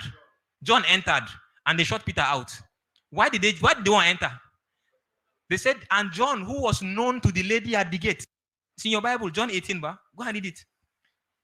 Both of them, disciples of Jesus, they were following Jesus, was arrested. They got to the high priest's house, and when they got to that door, it was not whether you were anointed. Who do we know? John entered. He hold Peter. When Jesus said, Peter, thou art the rock. On this rock, I have given you the keys to the key. Peter, you are holding the key to the kingdom. They shot him out of the door. John had to come back and talk to the lady at the door and says, I know him. That's how Peter entered. Go and read your Bible. It's there. So, favor. These are parts of the things that goes. So, its anointing will not make you grow. It's important that you are able to grow in wisdom, grow in stature, grow all of those things. And that is why the same thing that somebody will say. I mean, the other day I was watching a video of Tony Elumelu. I think at the one of the United Nations meetings, they asked him a question. Say, so who are your two idols? Or who are your which two people inspire you the most? He say, okay, Michael Jordan and Steve Jobs. And everybody stood there and they're clapping. I say, what has he said, for God's sake? The same thing me and you will say. Nobody will even. So he says it and they're clapping. Sometimes you know what you say. It is who is saying it. Oh.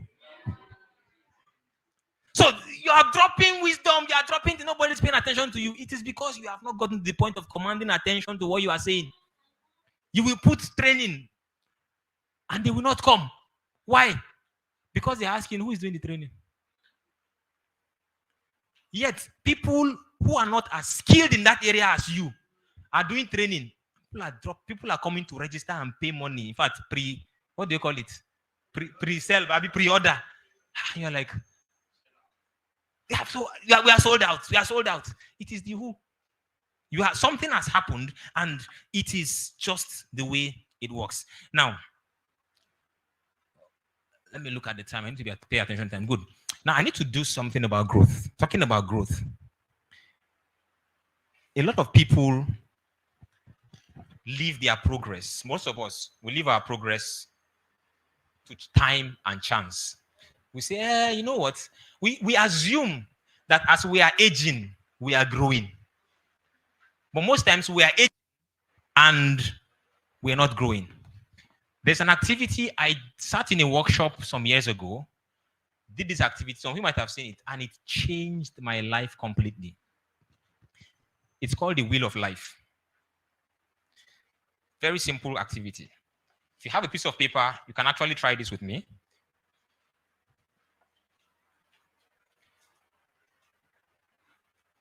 So, these lines represent different areas of our lives. Different areas of our lives.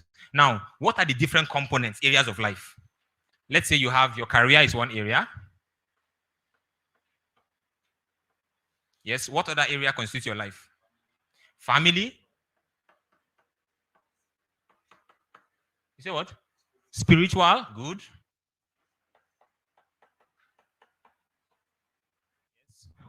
Health, thank you. Finance. Relationships. Yes.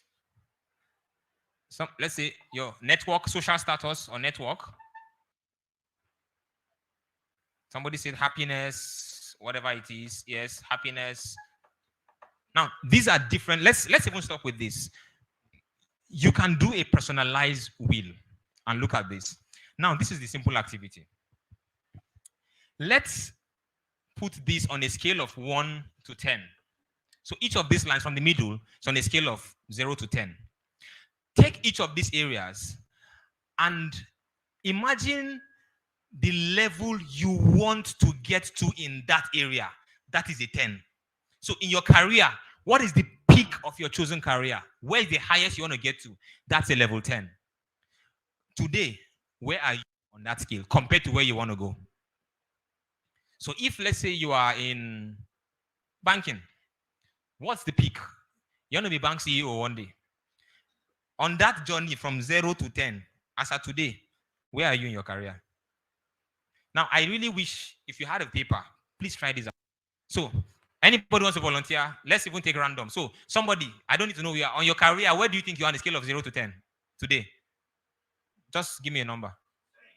3. So, somebody says he's a 3. Spiritual, on the scale of 1 to 10, the level you want to get to, where are you now?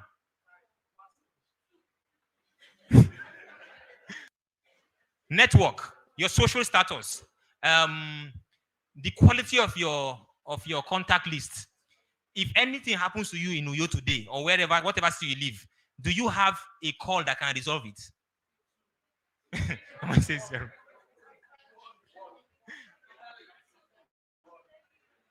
Health, how healthy are you on a scale of 1 to 10?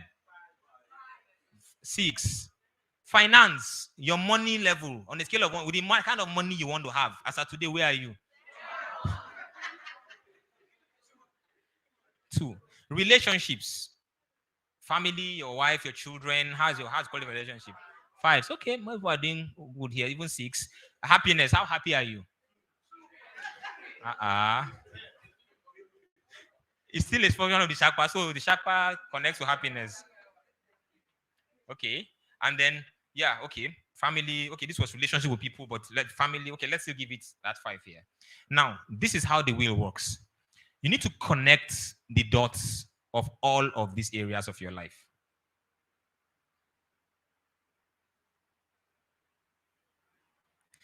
This was supposed to be a wheel. A wheel is supposed to be able to roll. With this wheel of your life, can it roll?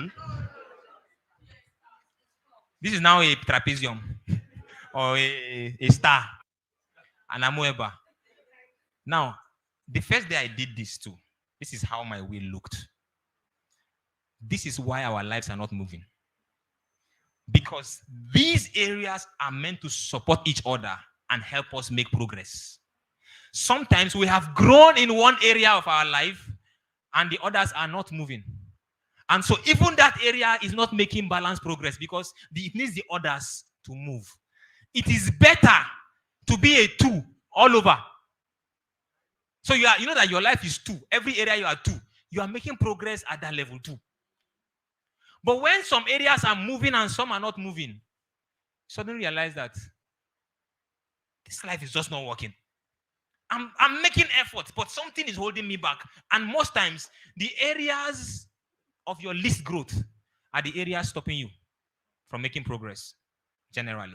So other areas you've invested, so your family has grown naturally without any effort. You have children, they are growing, it's going fine. Probably your health is good, but your network, you don't know anybody significant. Your career is somewhere in the middle. Your finance is just not working. And you have this wheel and the wheel is just not working. And so, if your life will make progress, you need to be intentional about growing every area of your life. You can't just leave it to chance. It does not work by chance. So while you are paying attention to spiritual, you go to church twice every week. You are feeding your spiritual body, right? How are you growing your network? Where do you go to? How frequently do you go to the kind of places where you meet the kind of people who you need for the level you want to move to? So you are indoors always, church house, church triangular person. And so this part does not grow. I should call your name. All of us. I mean, the day I did this, I remember sitting down and I began to give myself targets.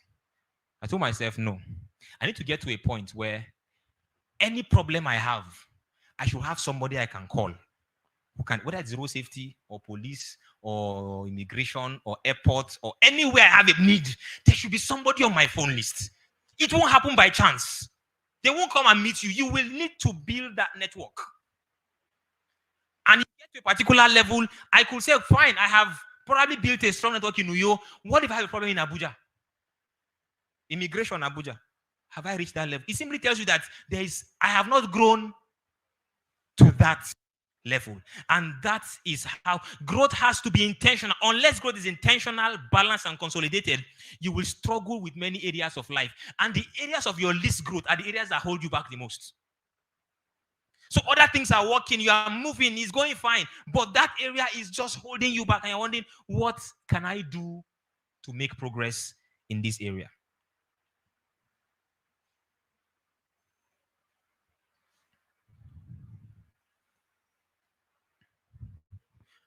And I think I've told you basically how growth happens.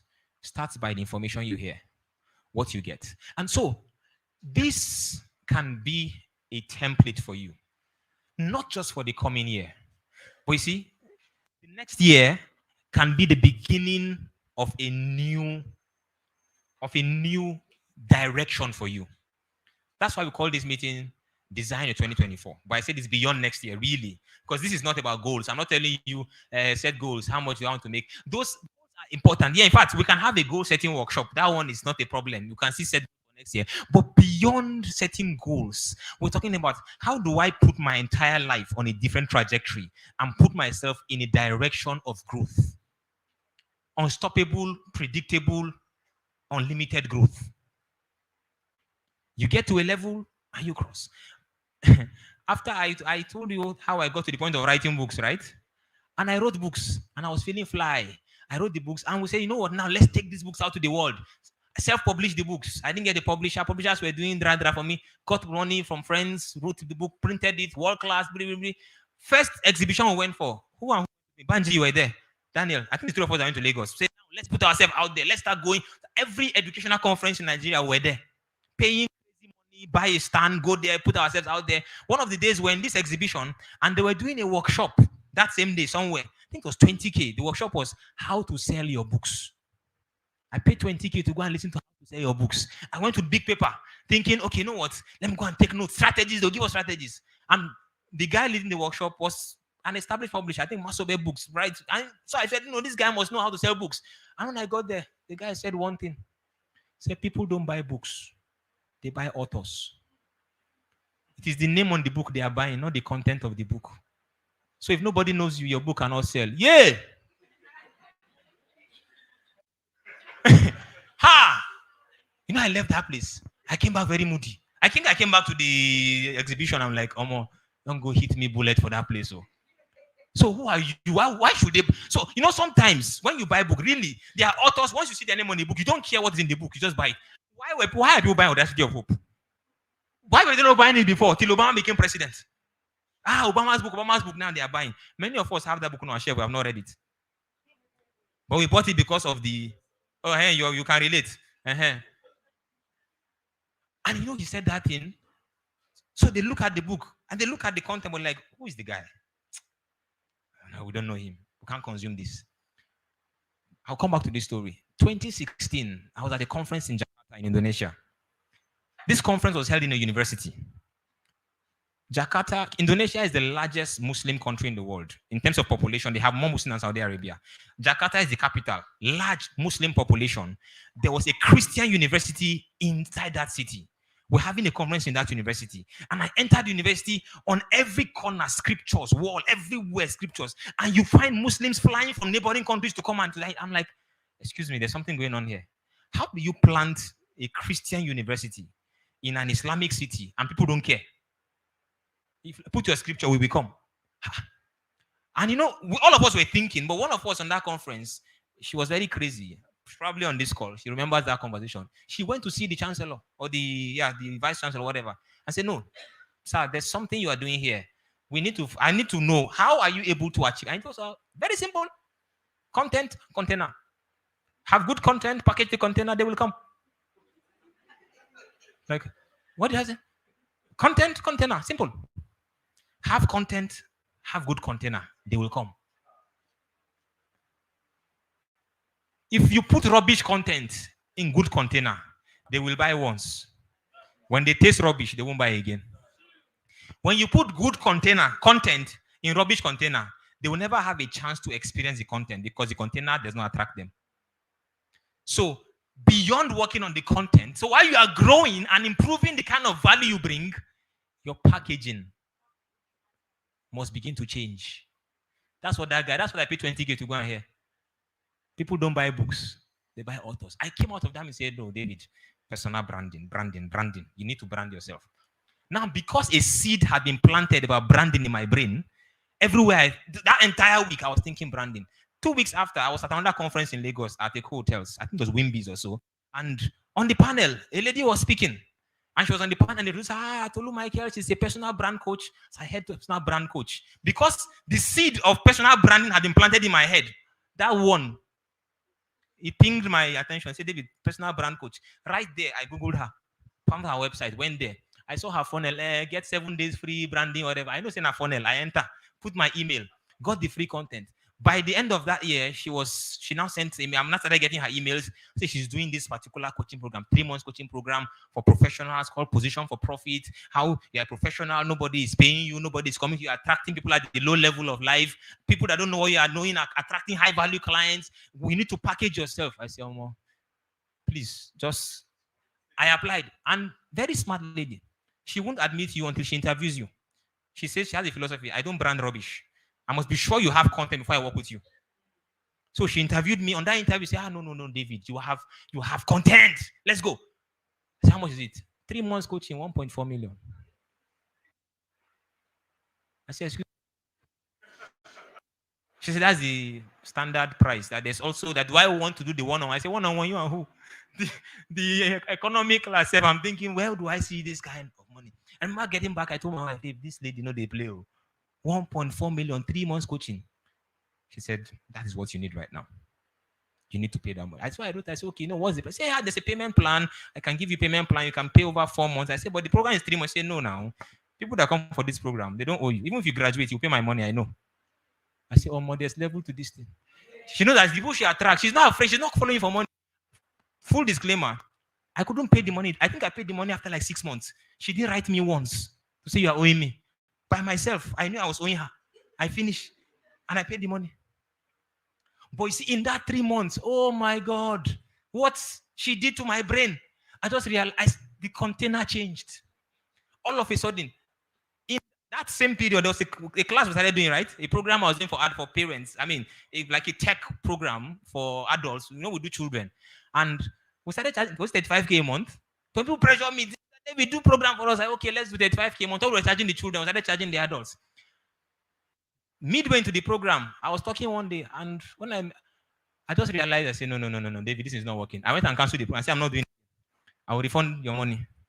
I'm not doing this thing again. Because I was now realizing how I was the one sabotaging myself, telling myself, this is the value I'm giving you. And I am collecting the money. And before 1 week, I bought data, the money has finished. And I'm like, why am I angry and frustrated?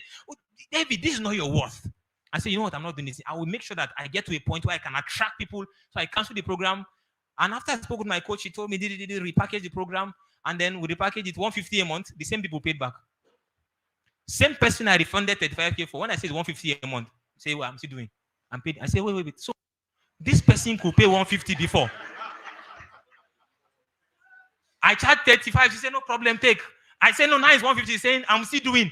They have seen the value. Most times, the people that are underpaying us, they know what they are getting, But because we have not packaged the container enough to attract what is worth, they don't mind. If they have seen the content, some people will just say, no, now they give away yourself. They do give away, go they collect. My coach and free things, she tells, in fact, she will have that program. See, that lady changed my psyche.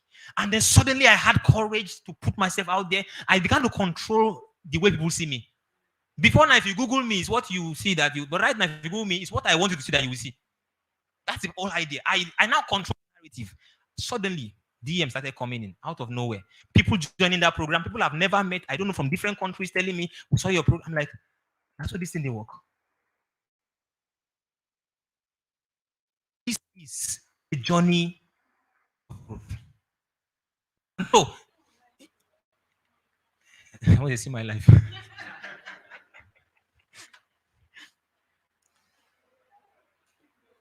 Many of these areas of our lives will not grow until we become intentional and deliberate about them. Intentional. Your quality, your intellect, the value of what you do, and see this thing there is a how to it. Once you get the how, it just begins to work.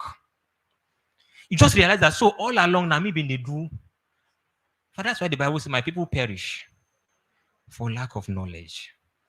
The labor of the fool wearieth every one of them. And many of us, we act. In fact, there's another scripture, I think it's in Proverbs 12:27. That one too, we do it in our office. That one too has, that scripture is Koboko. Do you have that scripture? I think it's Proverbs 12:27. It says, the lazy man does not roast that which he catcheth in hunting, but the diligent. Please give me that scripture. It's important. Then I won't have one more tool I'll share with you, and then just open it up to questions, and then we probably start to draw the. I mean, the truth is, I'm going to introduce something to you that you can actually get into that can help you beyond today. But for today, do you have that scripture? It says, the lazy man does not roast what he catches in hunting. I love Proverbs. Proverbs is full of wisdom.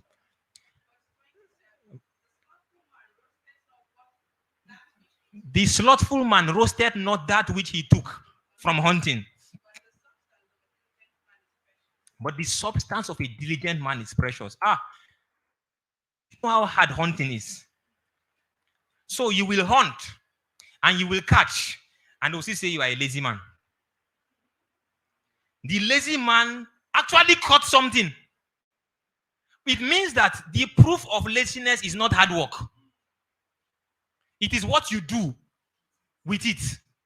So the lazy man goes to hunt, he catches, but he does not roast. Roasting symbolizes processing. So you just take and you sell. And you just catch rabbit and say rabbit, rabbit, rabbit. But when you roast it, you can actually package, you can export, you increase the value when you roast.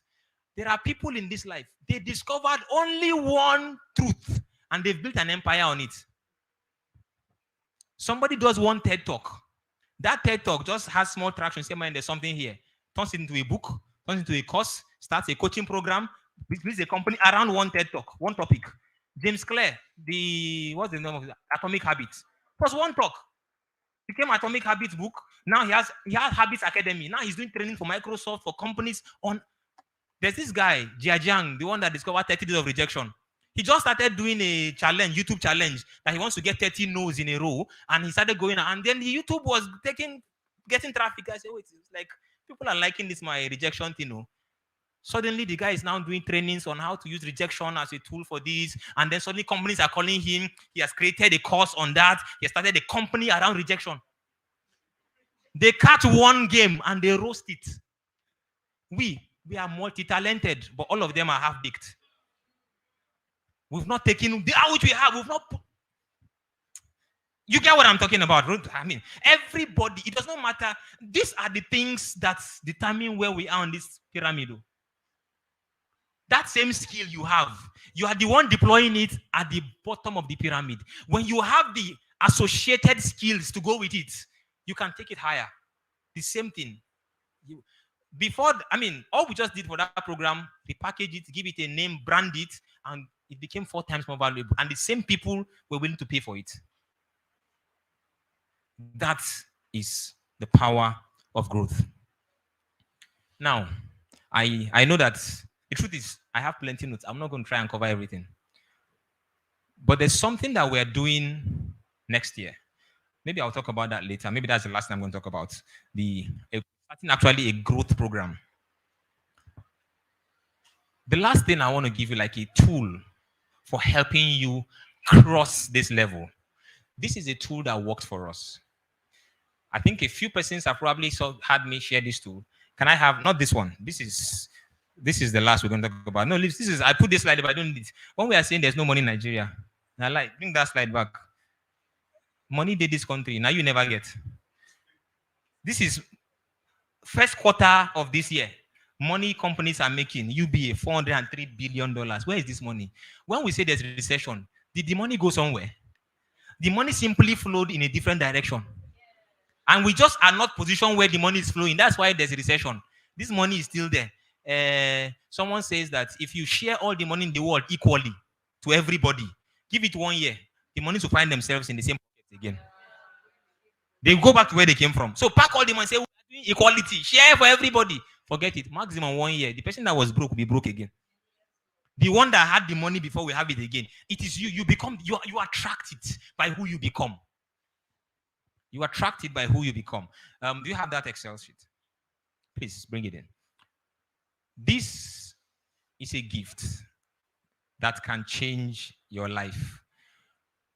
When we started our own growth journey, we don't realize something at some point, that our entire life we're living at the level of our income, which is what most of us do.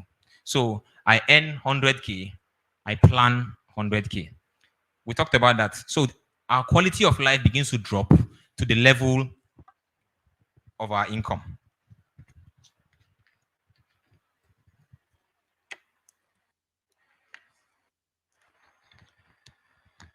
And at some point, we realize, no, this thing is not working. Let's change the game. And we discover the tool. And when I call the tool, it's going to sound very ordinary. But great things come in very ordinary format. It's something called a family budget. You see that one tool?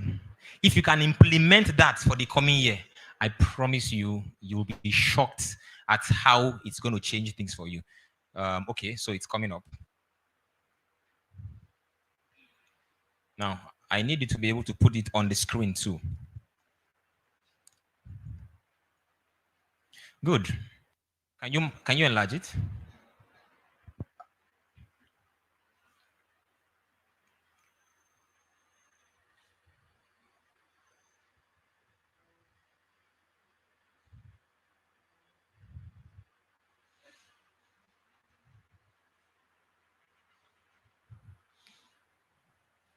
Good. Okay, our online guys can see it. So this is a family budget. It's a budget, but we don't call it a budget. We call it a financial statement of faith. This is us putting into numbers the life we want to live. If you register for this event, I can send you this template. So you're going to have access to this template. I'll mail it to you. So don't bother. Just get to understand it.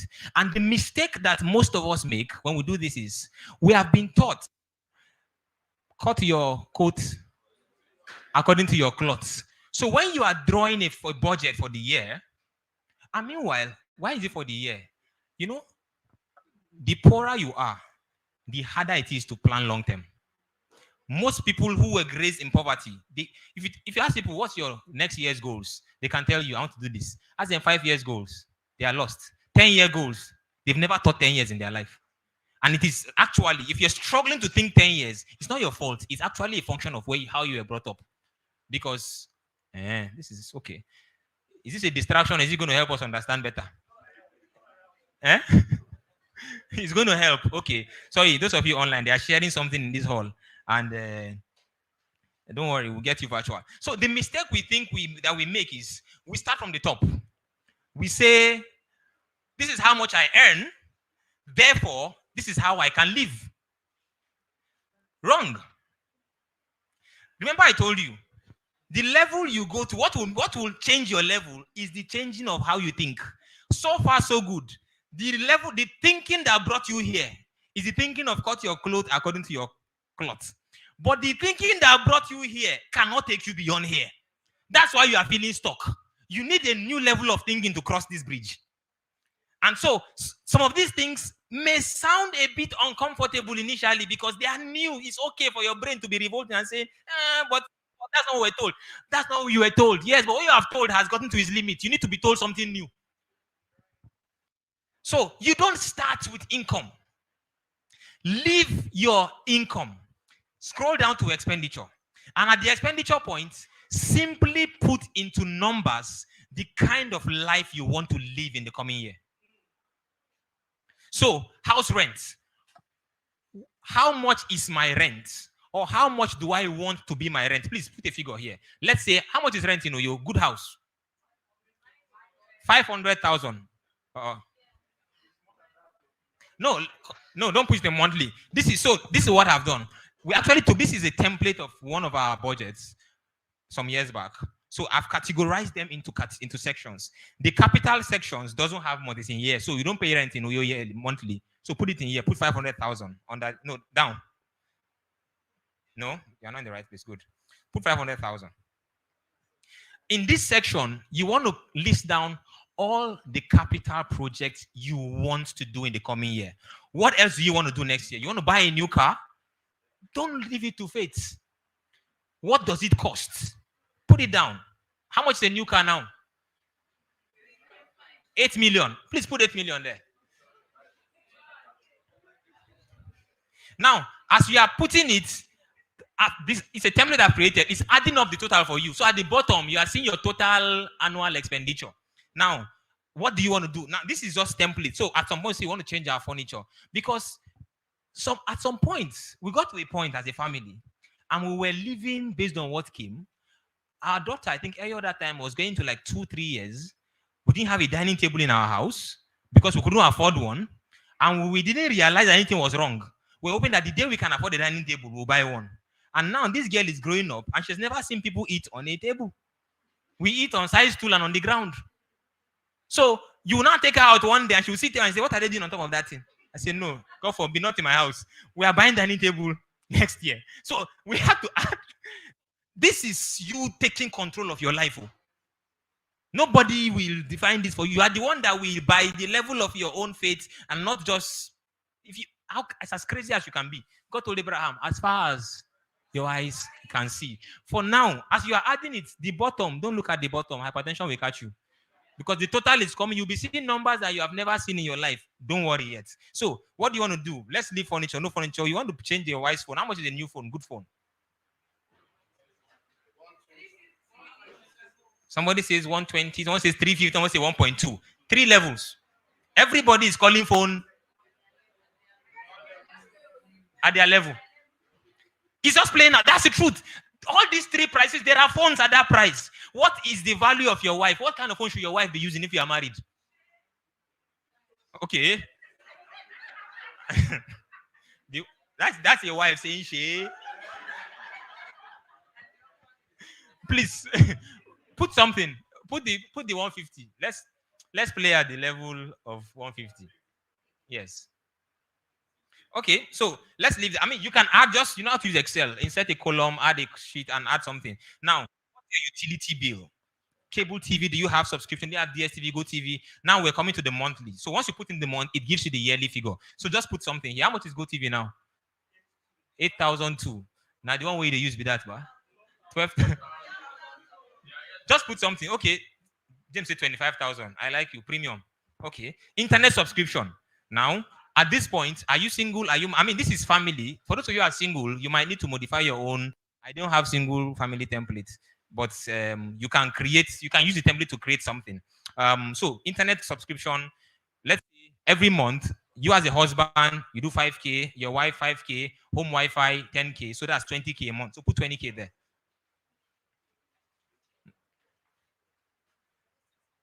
Okay. Calls and communication. How much card are we going to buy in a month? You need to stop thinking in terms of I buy 100 naira when I need it. Determine the calls for the month. Do I spend 5,000 on calls, 3,000? Like I said, it is still the level you have. Something has to change for you, but just put something. Waste management, your power bill. But you get the idea, right? So let's keep going through fast. So now repairs and maintenance. Things are going to get spoiled in your house. You have a generator.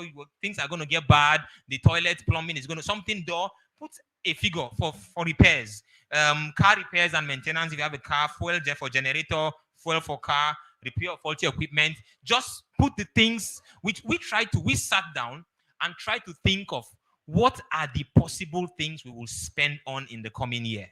And we don't want something to spoil and we can't afford it to fix it, or we can't afford to fix it. So whatever spoils in this house, we will repair. So put a price for it. And we kept moving. Saving. Okay, savings, education, and investment. Please go down. So what's your children's school fees? This point now, not the school that is near your house. The school you want your children to attend. How much is the school fees? So how many are they? You put it there. So just put things, say children's savings account. You have a savings plan for your children, an insurance policy or something. Why is it? No, something is not happening. So courses and trainings. Now, this is where You start knowing education. If your education budget has nothing for your growth in the year, you know that there's a problem. You, as a person, no budget for your own training. At the time we were doing this budget, there was, I think the first year we did it, I think that year, those periods, my personal courses budget was $1,000 a year. The first year, I did not see $1,000 anywhere close. But before the year ended, I got a scholarship for a program worth $1,000, worth $980. That is why I would say this is a statement of faith. Some of those things, did I spend $1,000 eventually? Yes, I grew to the value of $1,000. Did I earn the money physically? No, I did not. But the knowledge came. So just put those things: a postgraduate degree, membership in professional bodies. So if you are a professional, what are the dues? Don't be the one running. Determine the level of life you only. So if you're a pharmacist, what are the membership dues? And if you are in a membership association and the membership has levels, don't play small to you by yourself. Don't say I'll enter the basic. What is the best level in this thing that is going to give me access to strong networks, to people and all those things? Investments, family emergency savings, medical bills. So what are your bills for? Do you have a health insurance plan? Don't worry, James, you don't have to be just go want to get to the, but I just want to highlight areas. So health insurance, other insurance packages, you have insurance for your car, for whatever it is, put them there. Giving and charity. Now I want to talk about this a little bit. So you have your tithes, you have your church offerings, and if you are still here and you go to church, and when they say it's offering time, you check how much is in your pocket. You need to pass that level. Decide how much you want to give. I was in a church in Lagos. We have an amount we give. I was in a church in Lagos, and I just realized I didn't have cash. I think I had maybe 1,000 or 2,000 that day when they're giving offering. So I put in them, but I was feeling very guilty. I said, this is not my offering. Then suddenly, the church I don't normally attend have their bank account. So I just put the money, but I was feeling very bad. And I had put the offering.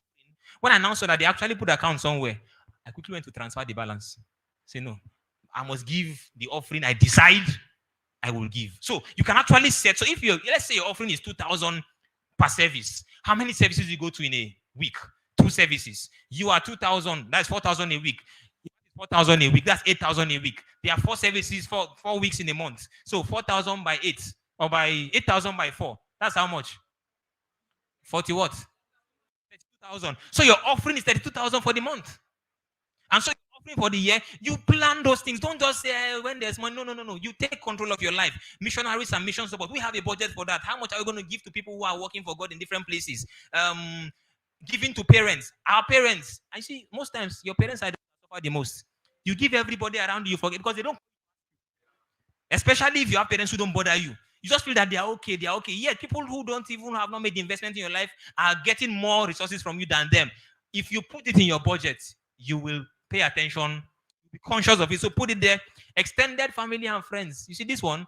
If you don't put a cap, these guys will drain you.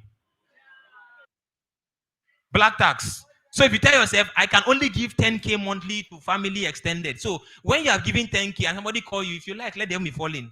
I don't have money. This month's budget has finished. I'll put you in the plan for next month. Except if God has maybe blessed you beyond and you can borrow next month's own and do today and say next month I will not do again. Then levies and dues. So you are in church and your church has men's fellowship dues, women's, all those kind of things that happen. Put them in. Those are money you spend. If you don't capture them, you will not realize that you actually need that kind of money. And then go down. So cooking gas, James, just put something here at whatever level you want to put. Cooking gas, toiletries, food, beverages, body care, hair care. I mean, we actually sat down to create this template. What do we spend money on? Sometimes you think, okay, when visitors we go. So have somebody comes to your house and maybe one student and say, Auntie, I'm going. That I'm going is not I'm going. They are saying, give me transport. So all of those kind of something. Then now clothing and wears. At that time we're determining. So in this year, this is how much we spend on clothes. Of course, when I took a personal branding program, my clothes budget changed. Suddenly my coach told me, your clothes are not clothes. They are now investments in your brand. Changed my thinking about clothes. So before then, if you give me and tell me this is the way I go heaven. But suddenly I'm like, no, there's a place I'm going to. I need this kind of jacket because I'm now conscious about the image that people see. So tell yourself, okay, what am I going to spend on clothes, children? Do you have house helps? Put into your plans. So any dependents you have, lifestyle expenses. How are we going to travel as a family? Are we going to be traveling by air? Or are we going to be driving ourselves? Whatever. This is you determining the kind of life you want to live. Family vacation. You see this one? We think it is luxury. It's only for the very, very wealthy. Because you know, plan them. Tell yourself, this next year, my family will do holiday. Even if it is 4 points by Sheraton. Take them there. I mean, those kind of things. The bomb icon is there. If you've got to that level and you can take your kids abroad, why not? Find out what it will cost. But put it in your budget. Say, okay, family vacation, 10 million. Put it there. But of course, like I said, at your level. Now, subscriptions. Okay, if you're like me, you have different subscriptions: Microsoft Cloud, Canva, LinkedIn, whatever, all of Zoom, all those subscriptions. Put them there. Put the dollar value, have a dollar exchange value there so that it goes. And you know, okay, every year, this is how much I spend on my apps that keep me running. And then ministry and business costs, travels, conferences. I'm going to go for conferences this coming year. I'll not just sit down. I need to begin to expand my network beyond the shores of Uyo. So you are hunting for events to go for. You're not waiting for them to invite you. You're saying, no, they are doing an event in Abuja. I will go. It's a special event for people in the fashion industry. I am in makeup. This is fashion. So budget it and plan to be there. Have a business card. Go there. And anyway, those are the things that we're going to do in the program I'm going to share shortly. Now, domestic staff. Have you got a level where you need support? Do you need staff? For a long time, we didn't think that we needed a driver, because in our mind, having a driver means you are a big man. And we didn't think that we are that big.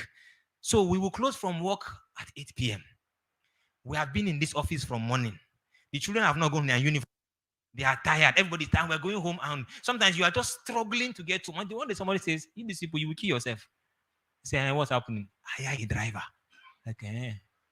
A driver. And even then, I was still struggling with it. I'm like, no, now people think that you are trying to form big man for nothing. One day, I actually used a stopwatch and calculated how much I drove the whole day from the house to work, from work everywhere. And I calculated it, multiplied by a number of days. I said, wait. I spend this amount of time in transit, driving. If I convert these hours to reading time in the car while somebody drives me, the value, the money I will make with the knowledge I gain, I'll pay this guy 4 times. That was when I decided to get a driver. I said, no, I think we need to get a driver now, because now I have seen more value that no, it's investment. So you have it, you need a secretary, you need a PA, you need a domestic staff. If you will spend time creating value and being valuable, there are some things you will need to outsource. Now, those are another level of conversation. But now, as you are doing that, you are seeing your total expenditure for the year, 22 million. You are laughing. Your own, you laughed. When we did our own, we almost fainted. Now, there's something I added here. There are sometimes you want to take one crazy leap of faith in your family affairs, and your faith cannot put it in numbers.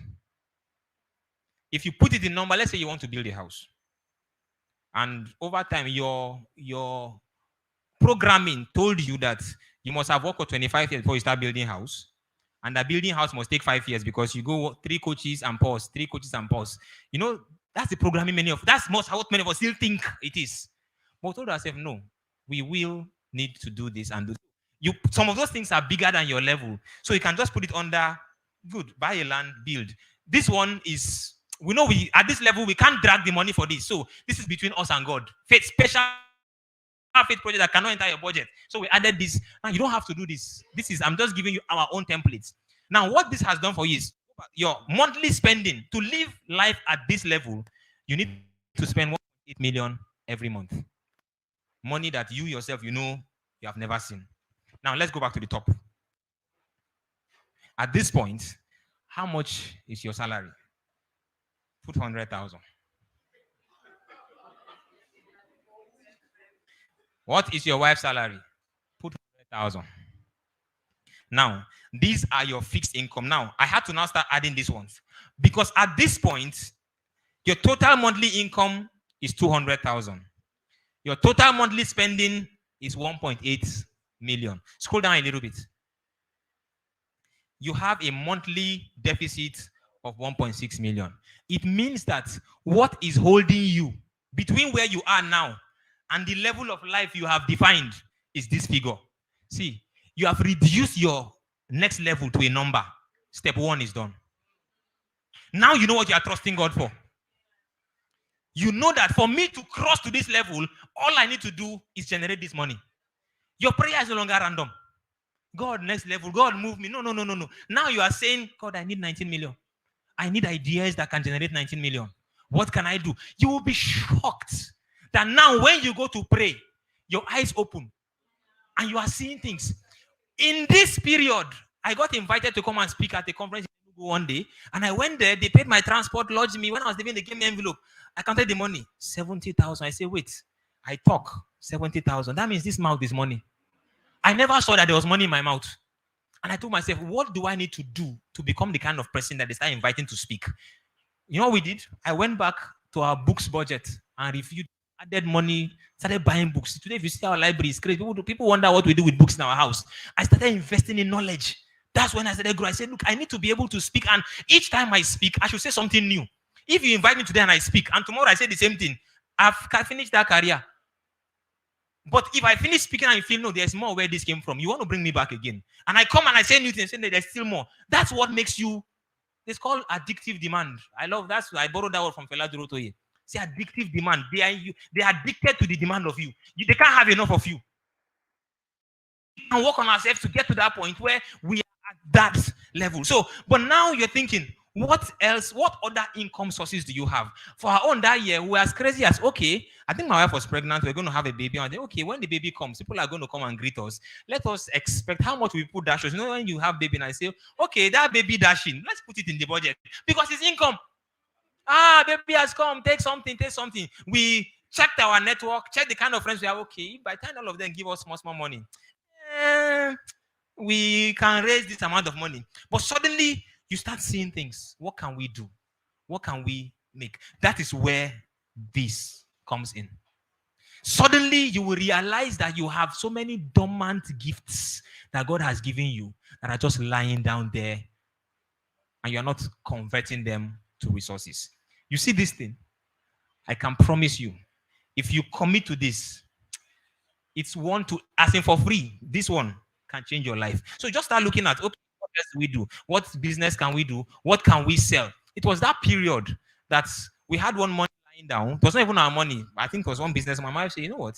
This point was lying down. Let me go and buy nice glasses and teacups and start renting things out. We have space. There's nothing. That year, we started a rentals business. We bought teacups, nice cups. They are lying down there. You want to do events? Come and hire cups. Small money. I mean, that year, I think we had like almost 8 sources of income because suddenly our eyes were open, our ears were open, our mind was open. Now, I still do it. Setting my goal for next year, and I'm putting figures that as at now, I am almost fainting to when I'm seeing what the things I want to do next year. But I'm telling myself, and you see, you realize that some of the skills that you have are tools, are ditches that God has given you, but you covered the ditch and sat down on it because you didn't realize that was a ditch. I used to make nice slides. I still do make very good presentations. Sometimes I go and speak in a place. For this meeting, I refuse to do slides. In fact, my wife was shocked I didn't do slides. Well, I'm not going to do slides today. I just want to talk. And I go to make presentations, and people are talking about my slides, not what I said. They say, it's like my slides are now distracting themselves.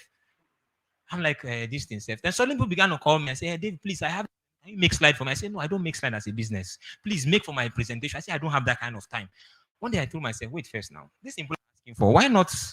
There's something there. So I said, I'm going to do a slide creation masterclass. So I designed a 3 days training online to use Canva to make fantastic slides, how to make beautiful slides. And people pay, I think it was 30K online, 3 nights, Friday, Saturday, Sunday.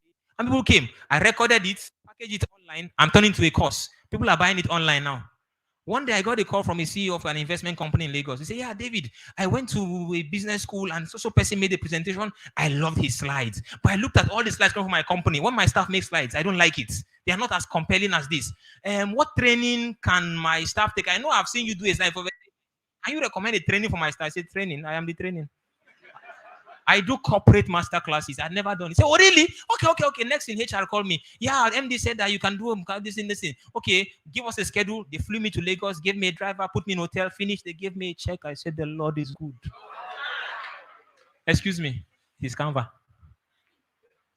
There are many of you know how to do very well, better than me. The lazy man does not roast that which he taketh. If I have a CV today, Canva will not enter one of my skills on my CV. But when I saw that, I said, wait, so there's something here. I can. But when I saw the money, when they gave me the money, my heart was so. See, mean they gave me that kind of money. By the time I got to Lagos, all the staff had been shut down for 3 days. Conference room. They connected their branch in Lagos and Ibadan. All the staff joined on. I said, excuse me, now this Canva, this one like this, and I made it. Of course, I have finished my branding course now. So you get it? No, it's not Canva. It's slide creation masterclass. It's not a Canva training. If I call it Canva training, it's too ordinary. By the time I was done, the man said, no, David. What other trainings can you do for us? So, can you do AI for us? Can you do it? He was now saying, please give me a schedule. Let's have you. I said, hey, addictive demand is working. These are practical things that I, David, have tested. They work. So I'm not sharing with you theory. I'm telling you things. Of course, those of you who have known me for a long time, you know that these things work. Me, I know. If you don't know that they work, me, I know. Because I know where I'm coming from. I know where I'm going. I know where I am. These are things that work. In the last 4, 5, 6 months, I've had different people walk up to me and say, David, please, we need help. I need to be able to cover this area. I need to be able to cross this area. I need to be able to do this. And I told them, I can't. I tried. Somebody called me and said, look, I have somebody. My brother is this. Somebody is my husband. Can you help my husband? He needs to do this. So what we did, we've put everything, and we created something called the PGA, the Personal Growth Accelerator. It's a coaching program for 12 months where I will work with individuals through the stages, everything that we've talked about. Can you have just open a website? In fact, if you have your phone, please just go to the website. Just davidogunshola.pga. If you have it on the site, you can open the site, or if you're online, just navigate to that site. But you can open the site for us here. Those who are online, they can actually take a look at it. I'll just explain what it is, and if you feel this is something you need in 2024, I'll be happy to work with you through this program. And the truth is, there is a how, there is knowledge, there is information out there. Good. Okay. So the Personal Growth Accelerator is a learning, coaching, and accountability community for high flyers seeking to accelerate balance and all-rounded growth that touches every area of life. You saw that wheel of life. It's not growth in finance. It's not growth in career. It's all-rounded growth, every area of life. So you can multiply influence and income over 12 months. I can tell you, this is December. I knew where I started January this year. I knew I started January last year. I've seen a 12-month evolution. Me, personally, I've seen what 12 months can do. So you can actually read the description, but go to the bottom, please. I want to explain the journey. Good. Okay, so this is the journey we're going to cover. Over a period of 12 months, we will look at these 6 core domains. The first domain, mindset for growth. Tap this thing. There's something there that we can read. Just no.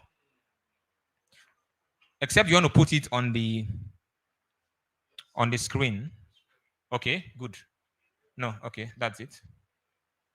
Okay, great. Is it showing online now? Great. So the mindset, we're going to start with mindset. So I want to read it. So we'll start by working to identify and correct all limiting and self-sabotaging beliefs. The truth is, like I said at the beginning, it's a programming that brought you to where you are. There has to be a reprogramming to take you out of here. And it is just a belief system. As a man thinketh in his heart, so he is. You need new level of thinking. So we're going to actually cover that level of thinking. And the next thing we'll look at is the habits and routines that support growth. You don't rise to the level of your goals, you fall to the level of your systems. We need to put in place systems, routines, and habits that can sustain. If you jump up, you will fall back. But if you grow up, you stay there. So we don't want to jump. We don't want to say, okay, take you up there and come back. No, we want to ensure that we build the systems, help you build the systems that can actually take you there. With the habits and routines we integrate into your life, your growth will be predictable, and permanent.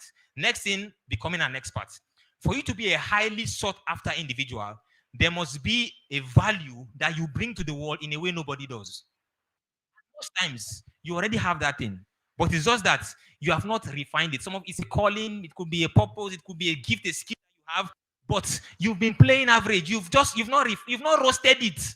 So how do we make you, with what God has given you, to become an expert in the area of your calling or your purpose? You'll be shocked that the world is just waiting for you to show up and bring that into the table because they are ready to engage with what you're bringing. And then module number 4 is expanding your network. How do you intentionally build networks? They say your network is your net worth. It sounds like cliche.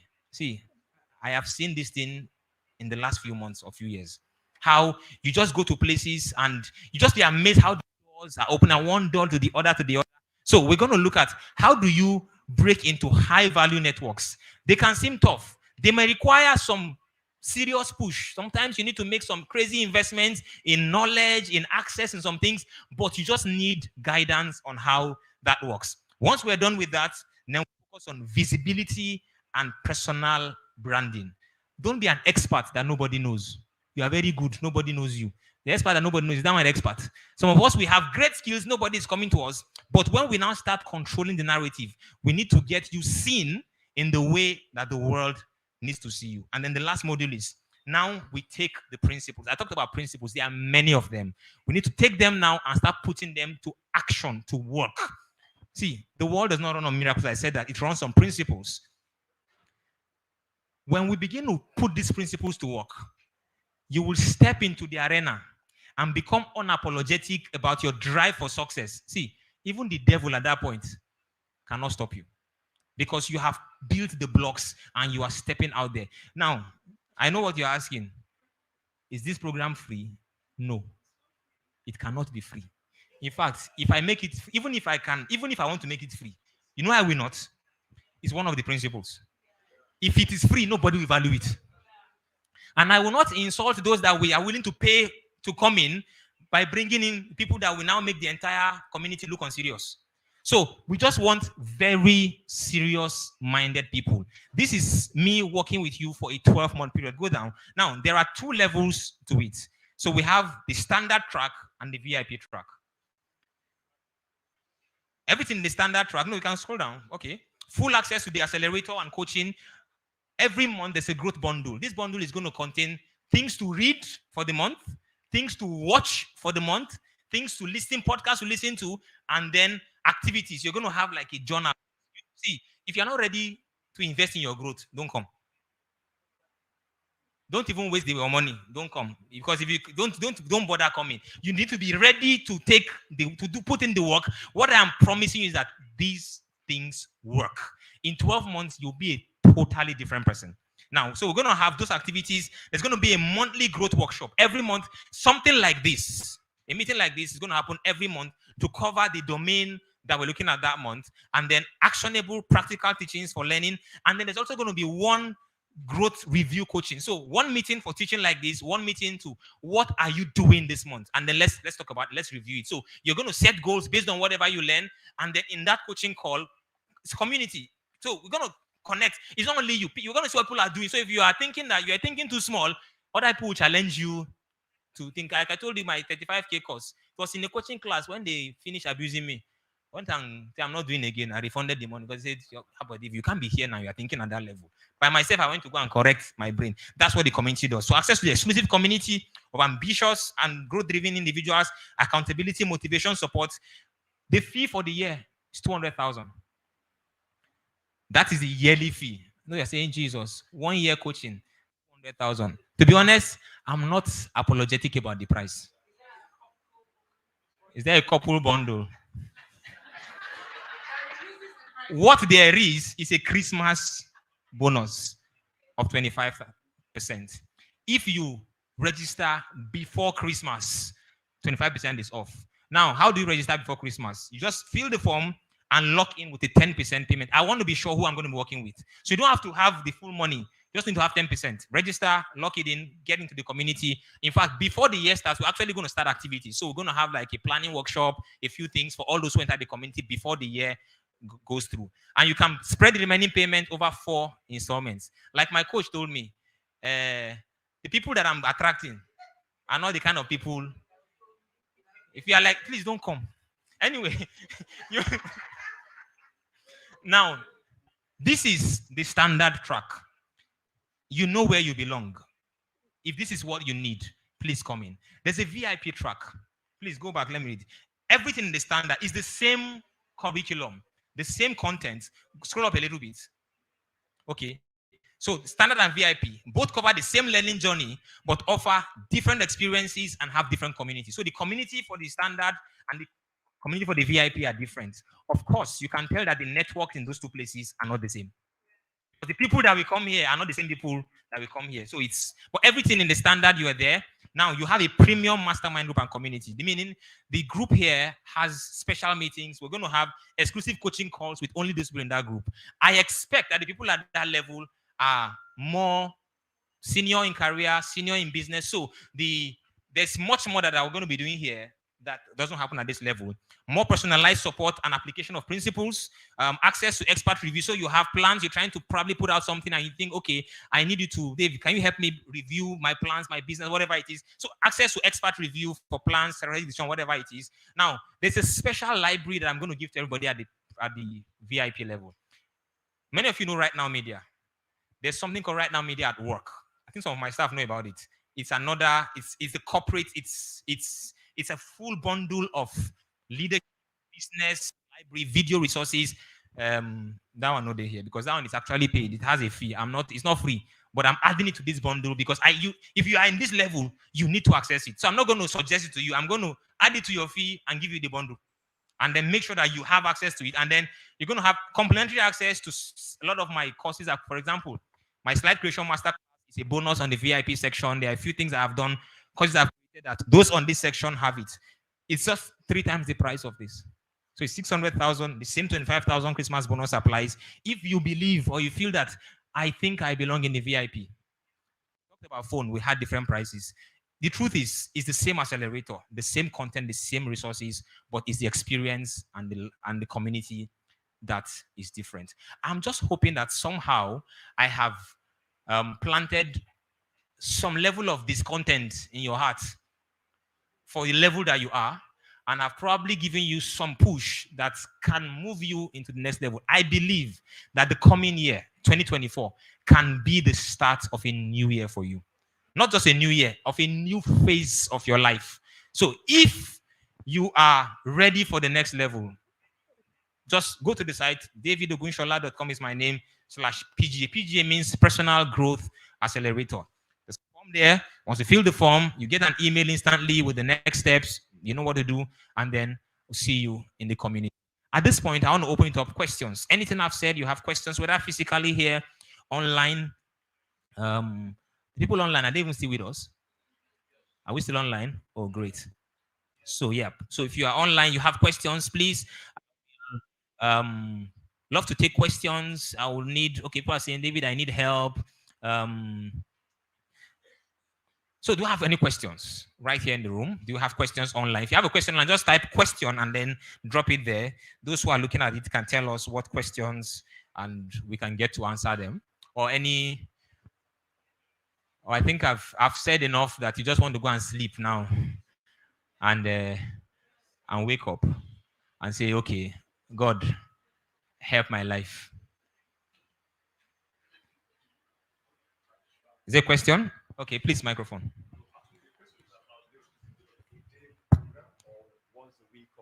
No, I think I was saying it's twice a month. Okay, we're meeting twice every month. Okay, we meet twice. But you have an activity to do for the month. As I said, there's a monthly growth bundle. Every month you have a to read, to watch, to listen.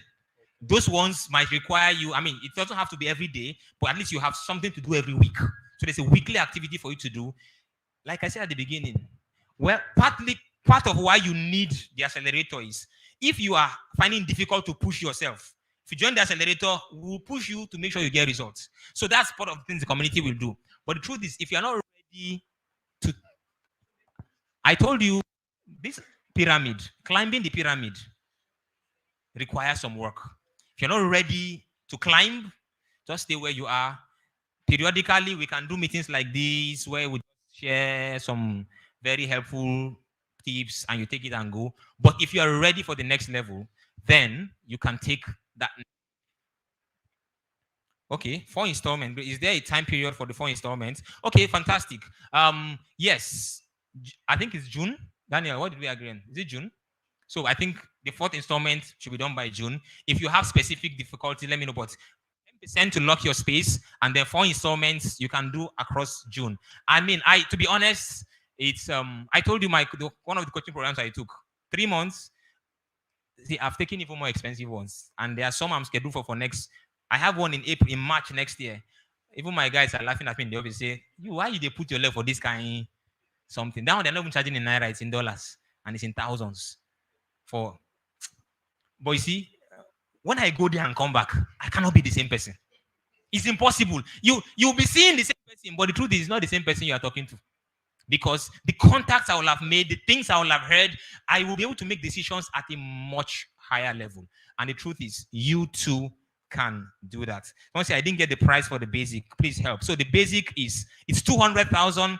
If you register and lock in before Christmas Day, 25% off. It's 150,000. You can check the website. Will there be online? So everything is online. It's not physical, please. The world has passed that level. My coach, I paid 1.4 million for. I never saw her one day. Wait, yes, one day we did not meet. But excuse me, knowledge is not by. People are online. They're getting the same value we're getting in the room. The world has left that level. So yes, it's fully online, please. All the sessions are online. Everything, the bundle, you receive it online. Except if we want to, maybe when we have grown and everybody can now afford, have gotten level, we can afford vacations. We can decide to meet in one resort somewhere and say, okay, let's do a physical get together. By the time you have left the accelerator, those are the kind of conversations that you won't be shocked to hear. I mean, you'll be comfortable having those kind of conversations because there'll be a new level of thinking that you'll have acquired. Right now, if I say, let's go to Obudu, you say, you know how much they are paying there? No, that's why you need the accelerator. There's a mindset that has to first change for you to come in. Please, can you take off this? The website is there. Anybody that wants to go there can go there. So do we have questions online? Yes, price for basic is 200, but the promotion is 25% off.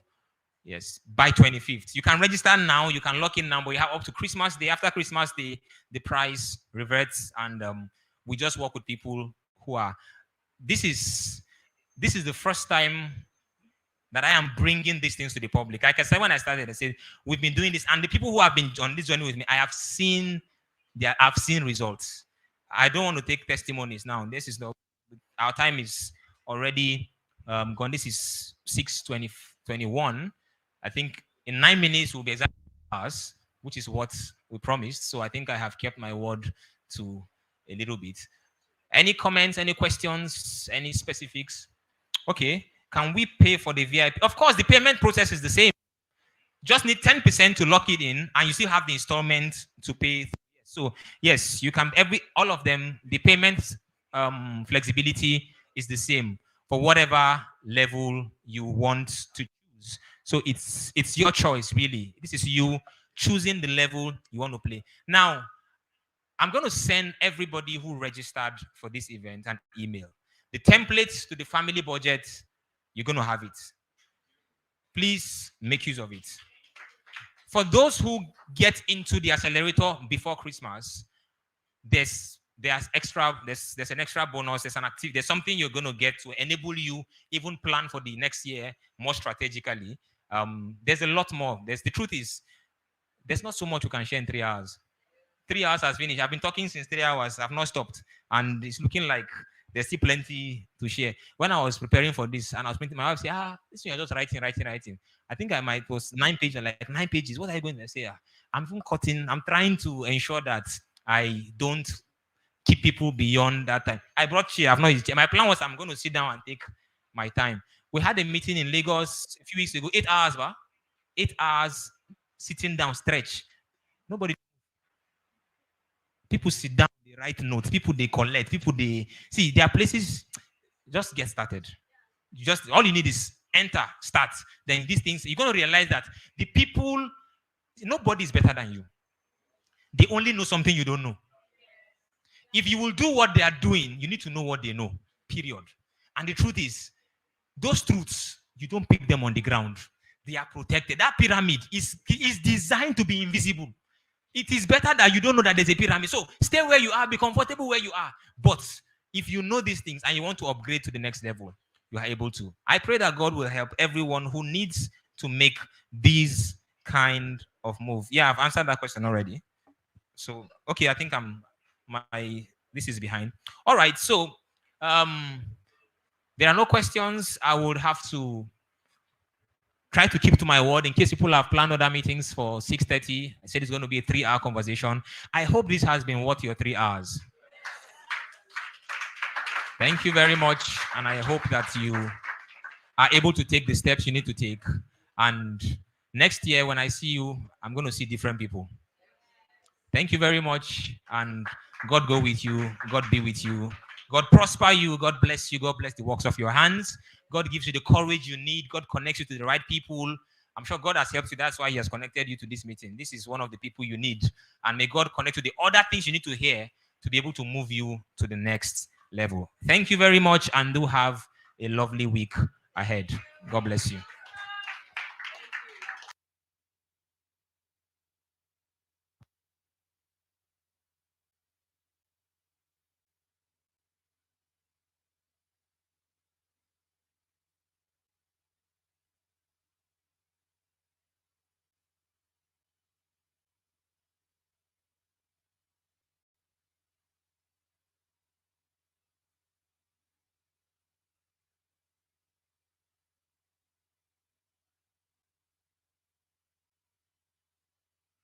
Okay. Okay, we have a photographer who wants to take a photo session. So if anybody, I think do we do a group? You want to do a group picture? Okay, please. Can we do a group photo? Since he requested, if you are